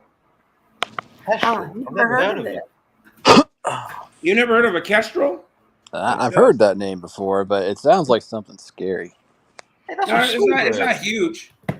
It looks it's indistinguishable from a a hawk or a falcon. I mean, unless you know your birds, It looks like an owl blended with a hawk. It's got that owl look. It looks like an owl blended with something. Yeah, but if you have, let's say you have a piece of land, right, and you want to clear the timber out of it in Washington. I don't know about other states, but if you have an eagle nest anywhere in those woods, you cannot cut down those trees. You will. They will be my federal- dad had a friend in the early 70s. My dad grew up in aviation. Sold when he was 16, and guy came back once with like a bunch of feathers all on like the landing gear on his 182, and he's like, I said my dad's name. He's like, Don, I got the bastard. He's like, what the hell are you talking about? He's like, that damn eagle, the county that's been keeping me from being able to develop my property. The county knows about. Well, he ain't there anymore. Sometimes Looking for eagles in the sky. Just kept on flying low and a little lower until I wouldn't condone such a thing nowadays, but back then, things were a little, it's a wild. I condone it nowadays because why not? There's no shortage anymore. And honestly, the only bird common to only North America is the turkey. Yep. And the turkey vulture. Wasn't that going to be our native bird at one point? Yeah, Ben Franklin suggested the turkey over the right, eagle. He did. One of his only bad suggestions, but Ben Franklin was the one who had dead people in his house, wasn't he? No? Okay, he didn't have dead people in his house. I thought they were buried under his house. He moved into the house, right? And then it was found out that there were dead people buried underneath his house. And people tried to make a connection between that and him being a serial killer, saying that he was killing people. But even back then, it happened all the time. Just like it happens all the time now, where someone will move out of the house, you'll move in, and then for some reason in the basement, you discover little bottles of eyes and stuff, like weird stuff. Well, there's an And then American man. you found out that you moved into the house that John Wayne Gacy did his horrors in. Yeah. Climbing around, man. No, bruv. There's a guy in America, yeah? John Wayne Gacy. Yeah, that guy. In America, though, he had a stopwatch or something that had like JTR on it, and they're like, "This guy's Jack the Ripper." And he had like some diary or something. Some guy named Holmes. Do you guys know? Well, about him? yes. So during the World's Fair, he had a home in Chicago that was a house of horrors. He built it specifically I got to you, have guys. I'll be back. All right, to have trapdoors and secret rooms. And then he would invite people in there to, have his way with them, have fun murdering them, and slowly, sometimes fast, poisoning them, all types of stuff. They've since destroyed that building. They destroyed that building when they found out about him. They demolished it. But yeah, that did happen. And they tried to make the connection and say that he was Jack the Ripper. Yeah, it's quite a popular thing over here. You want to know my opinion? I think Jack the Ripper was 2 or 3 different people. I don't think it was one person. But a lot of people they call me mad for that. But if you have a look at the Jack the Ripper murders and compare the murders, I think it was Queen Victoria. Well, no, it was her nephew that they reckon. There's a genuine suspect in the top 10 that's the nephew of Queen Vic. I thought it was a dentist that they finally decided. They think it's Aaron Kosminski, who was a Polish Jewish barber. Yeah, and butcher. I'm not sure if Kosminski was a butcher. There was one butcher. Who was the guy that they said was a butcher? They had so many. Sweeney Todd. Not Sweeney Todd. No. No, he's a barber too. What am I talking about? Do you know about the case? I'll tell you about you want to talk butchers of brutality? There's a case here, Charlene Downs, a 14-year-old girl who went missing in I think it's 2003, and she's been given like cigarettes and money by these, Muslim takeaway kebab shop owners, like giving cigarettes and money in exchange for acts like Epstein style. And then one day she said, "You know what? I don't like this anymore. I'm going to tell someone that this is going on." They are recorded confessing, grinding her up into kebab meat, getting rid of her bones, and serving the kebab meat to the community of Blackpool. A dead 14-year-old girl. Guess what the jury decided? It was a jury of their. We can't tell if they're guilty or not. And they're recorded saying, "Yeah, this girl said she's going to tell on us, so we killed her, ground up into kebab meat, sold her as meat, got rid of the bones." No decision on the jury. They were let free. And then they all yelled Allahu Akbar.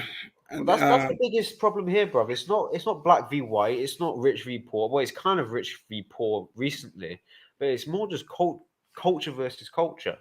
Like, yes, the majority of the Muslim population hate us.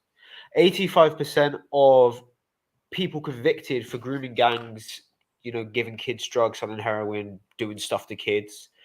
85% of them are Pakistani male, and they represent a very small population. But you're not allowed to talk about it. Grooming gangs. They're South.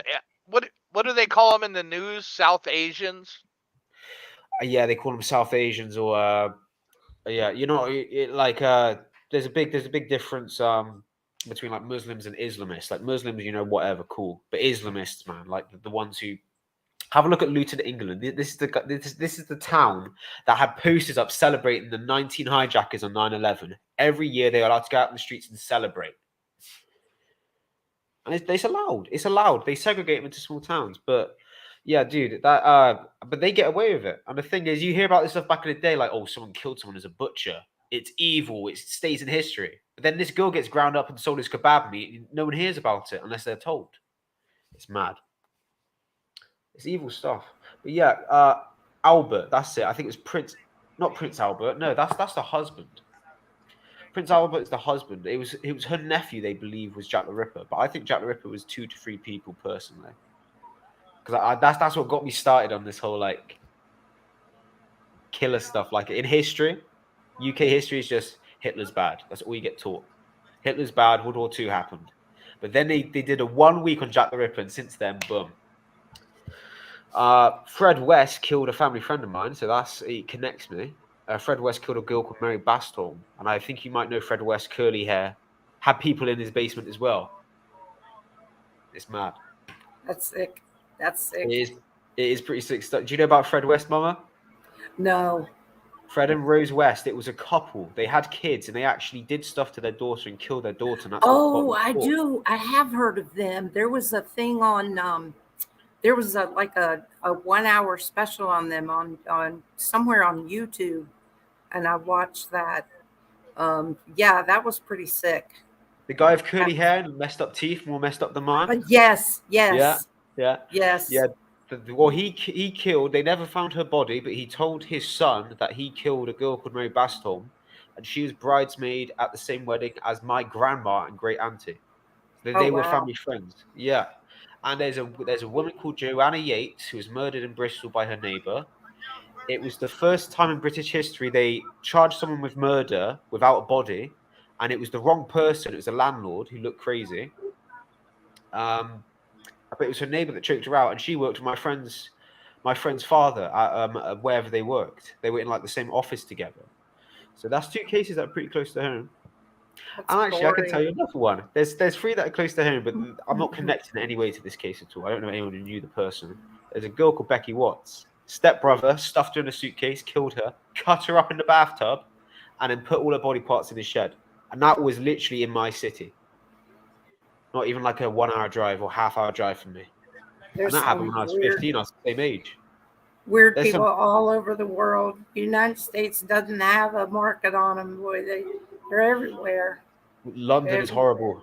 London is horrible, Mama. If you have a look at London, man, it's horrible. Like you walk down the wrong street, they're like, "Where are you from?" And they stab you in the chest. They don't even wait for a response. It's horrible. Well, I don't think most people in the United States know that we actually had 2 Ted Bundys. Yeah, 2 of them. We had 2 of them. in working, serial killers right around the same time. One of them started out in Washington. The other one was actually in Alaska, up in the Fairbanks area. And the dude that was killing women up in the Fairbanks area actually left Alaska and got away. They didn't find him until later on. He was picked up in Arizona. But yeah, both of Ted Bundy. They were But you both. said you had two Both of Ted their Bundys. names were. Yeah. What's The the second other. one? The Oh, other they're Ted. both called Ted Bundy. Yeah, they were both named Oh. Ted Bundy. And I see that went right over my head. That one. It's too early for me. It's Yeah. almost 5 a.m. I can't believe I've stayed up. But the guy up in Alaska was killing women. He was up near there was an Air Force base up there. I think it was Eilerson, up near Fairbanks. It's no longer operational. But thanks to Hillary Clinton. yeah, but he was killing women and leaving them along the electrical path that ran between Fairbanks and Fort Eilerson. And Why? Probably so that the animals would come and get it. Probably. Just like the guy that was picking them up in his airplane and flying them out and using them as live bait. He'd strip them down and turn them loose out in the woods out up in Alaska up there, and then go hunt them, and then just leave them where they drop for the animals. So just, didn't leave any evidence behind after the animals got to them and strung them all over the place. But there was a movie about him too. What's his name starred in it? I can't think of his name. Big time actor. What, we played There was some play we saw in like 3rd grade. It was like The Most Dangerous Game. That it was like that premise, or like it was on an island and the dude hunted people. Oh right, sorry. Gruesome subject. Yeah. I know we went deep into the true crime. I just wanted to talk about after the Jack the Ripper mention. I'm going to have a look at Victoria's nephew, who was the suspect. I don't think it was Albert. Victoria's nephew, Jack the Ripper.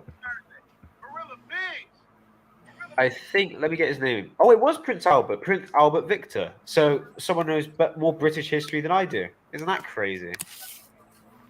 No, Prince Albert Victor. They thought he was Jack the Ripper. Apparently, yeah. So how come serial killers are almost always white men? Well, How dare you? Maybe the other team need to. Well, they're not all serial killers that are white men. There are a lot of black people that are serial killers. They're just not being spoken of because they're not found. fashionable. They're not found. Yeah. That's exactly right. Well, a lot of them might have white skin, but they're not white either. Like, God, what was his name? Was it Dahmer? I think, pretty sure he was Dahmer, part of the tribe. Try it. Oh shit, motherfucker! Black, you good? Jeffrey Dahmer? Son of a bitch. What was he, albino or something? Help. He had, No, I'm pretty sure he was Jewish. Oh, I shit. could be wrong, but That was me. What? Jews not whites? I personally don't consider them white. Like, I don't know. Well, the thing is, yeah, there's usually two types of Jews, yeah, but like I don't see Jew as like a race. I see Jew as a religion. Well, they're interchangeable for some reason, because when it's convenient, they are a race, and then when it's convenient, they are a religion. Whenever you're trying to do a gotcha on any topic, they just flip flop. Well, because Ashkenazis, they're of Eastern European descent. They're mostly from like Eastern Europe, Poland, and yet they, even though there's complete atheists, no connection religiously with Jews, they still identify as Jews, particularly when it behooves them. Like, yep, when it behooves them. Oh well, I'm a Jew, so I can't be right. I'm like, but no. Technically, based on your definition, I could be a Jew because. Yeah, go ahead. I could be a Jew. I got the Jew through, bro. Exactly. So they're not ethnic ethnic Jews, as in from the tribe of Judah. You know, these people, they kill me, man. I could go down that rabbit hole forever. No, yeah, we don't need to get into that. Yeah, we both are on the same page there, Blacks. Yeah, I'm telling you, it's nonsense. What are you playing there, Uncle Tom? Oh, I am playing what's this game? Hell Let Loose. Oh shit, dude, that game is awesome, bro. I can't believe game. that. You know, that's a game that you got to be like in the know. Like that's a cool game. That mad I also respect. play Squad too. Which Squad Hell is Let fun, Loose too. is a dope game. It's a newer version of Hell Let Loose. It's just Yeah. modern day. I don't think I have that on my Steam. Let me check. Hell Let Loose gives me actual PTSD, but I think I just experienced white racism. I think I actually just did. Why? I tried to jump on the Fight Club because I'm trying to get. Oh, you're not the only one, bro. I tried to get in there. Dude, bro, I was in there once, and I've been on like Chaotic and Uncle Tom's, like all you the see my time. screen, my background now. It has like, you know, it's a scene of the Civil War. You know, War and Aggression has the rebel flag, and in my office I have a rebel flag, and like I jumped on there, like it was barely in the background. It was like in the corner. And it's not at all racist thing, but like I wasn't on there 2 minutes, and everybody's like, "Who the hell is this racist? Like, get him off!" And like I didn't even come on there to talk about Well, that. no. And it's like, Well, no, bro. I Well, it's just legitimately because they're ignorant of it. That's all that is. yeah. No, I legitimately jumped in the back and they instantly booted me off. I tried like 5 times. I'm like, bro, I think it's because I'm white. I'm gonna be real with you. I never thought I would say this, but I think it's because I'm just trying to get invited to the barbecues. That's all I'm trying to do. You're not getting invited to the barbecue. First off, your name is Pumpkin. Well, actually, my real name's Michael. If you want to know the real truth. Oh my god, I know too many Michaels. Yeah, you're not invited. Too many Michaels. Shut up. You're telling me you wouldn't invite me to the barbecue?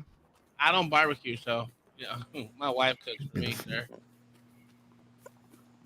Oh, It's like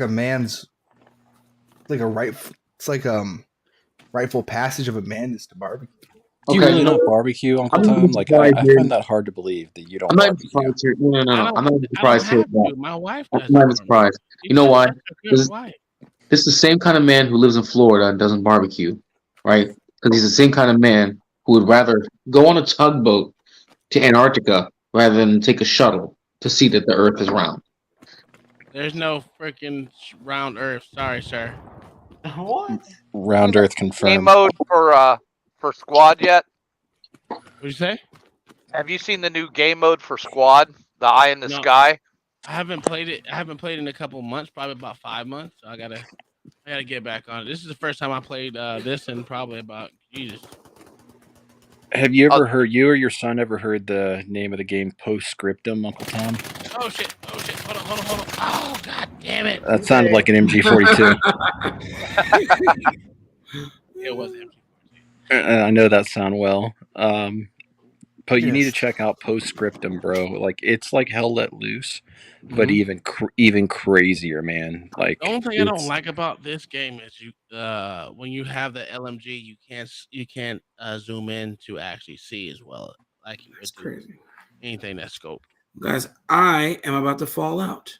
So you guys should stay on here with Uncle Tom as I fade to black. Pun intended. Black? You're doing a great You know, job. Kai also said it's a very pale panel and it's 5 a.m. for me, so I may join you. Minneapolis by the Very pale panel. Sound glider Damn. destroyed. So what is that name again? Put in the back check. Cal's name is United Kingdom. United King, sorry. Wait, my name? Sorry. Hold on, I'll put it in there. No, the name of that game is Postscriptum that he was talking about. I'm sorry. I've never played Postscriptum. No. Hey, well, you have a good night, Black Certify.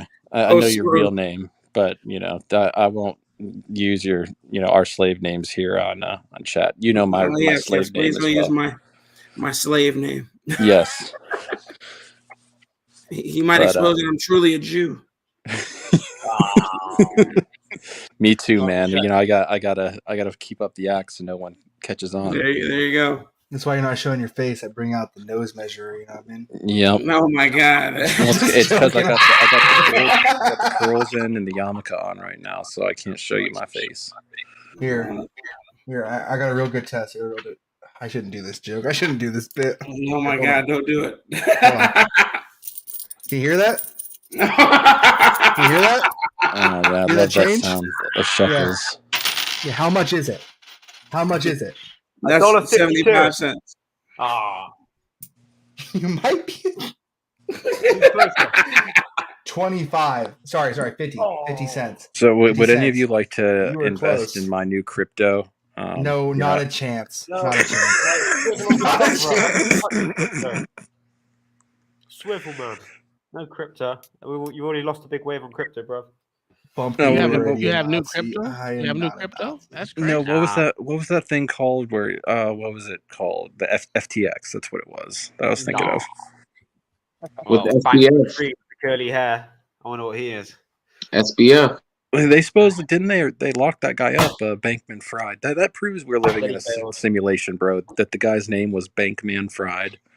Yeah, we don't talk about that. Oh my goodness. That's insane. You that But before sleep, bro. before we go any further and before I go, I hope that everybody here on this panel has subscribed to Blacks Who Defy.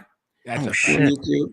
I don't Thank think you. I am. I didn't realize you had a going channel, brother. Fuck. Yeah, yes, sir, man. I'm at 281 strong. I'm trying to get it to 300 by tomorrow. So I'll jump hopefully on I there. can. I'll jump on there if you allow my socialist ass If on there. everyone in I'll here jump on doesn't subscribe to his Like- channel, Like I said, bro. will be 3.3 personally day offended. here. Hop on anytime. Happy days sorted. Yes, I will, man. You know I'll hop on. Yeah, you know I'll you're hop a on. fan. You're a good Yeah, boy. but- I like you. Let me just see if I let me hold on. Let me So- go there. What is your channel name? It's United, right? United Kings Live. I've put it in the chat just now. I need to do this to it. I rebranded my old channel. Like I said, I used to do true crime and that, and then I thought I need to expand, do something else. Found you. Yeah. Subscribe. Legend. I was already subbed to you. I double checked. I was already subbed to you. I was subbed to you on 2 accounts. Happy days. Oh yeah, you're always in Chaotic's chat and on panel, right? True crime. Yes, I am. I'm always on chaos. Yeah. I've seen you around. You're a cool guy. Yeah. Oh, thank True you. Thank crime you. bloke. That's me. True crime bloke. Yeah. That was what I got a hoodie here. True crime bloke on it. I'll show it before I go. I like that name, man. I was like, I got 1 kill. I'm satisfied. I bet if you look at your demographics, I bet. I mean, I'm just guessing here. Maybe I'm wrong, but I bet like 70 to 80% of your demographics are women. Women love that true crime 75% stuff. American females. I'm not joking. It's American mostly females? 40-year-old females that follow me or subscribe to me. they love that stuff, man. Yeah, the Cougars love me. They love my accent. They love my smile. They love it. That's crazy. You need to get yourself a 90-day fiance, man. Oh yeah, well that would work. I got 1 kill at the end. That's what I'm talking about. Woo! One kill Yeah, and dude, one kill in that game is listen, good. this shit. Listen, it's so hard to scope in with this LMG that I'm just like, ah. I'm I haven't played in like 6 months. 5 to 6 months I haven't played. So Have a great night, great morning, whatever You it is. too. You as well, brother. United sure, Kings. brother. In a bit. Thank you, Black, for a great show. Have a good one, man. Thank you for hosting Corn it. pops. I won't be looking up that Enjoy your game game. here in a second. You too, Blacks. You have a good sleep, my guy. Thanks, brother. Absolutely. Make sure you go to my website, loudmouthflavors.net. Get you about 10 of them. And 10 of 'em. make sure you subscribe to Blacks Who Defy. Subscribe to True Crime Blokes channel, which is United Kings Live.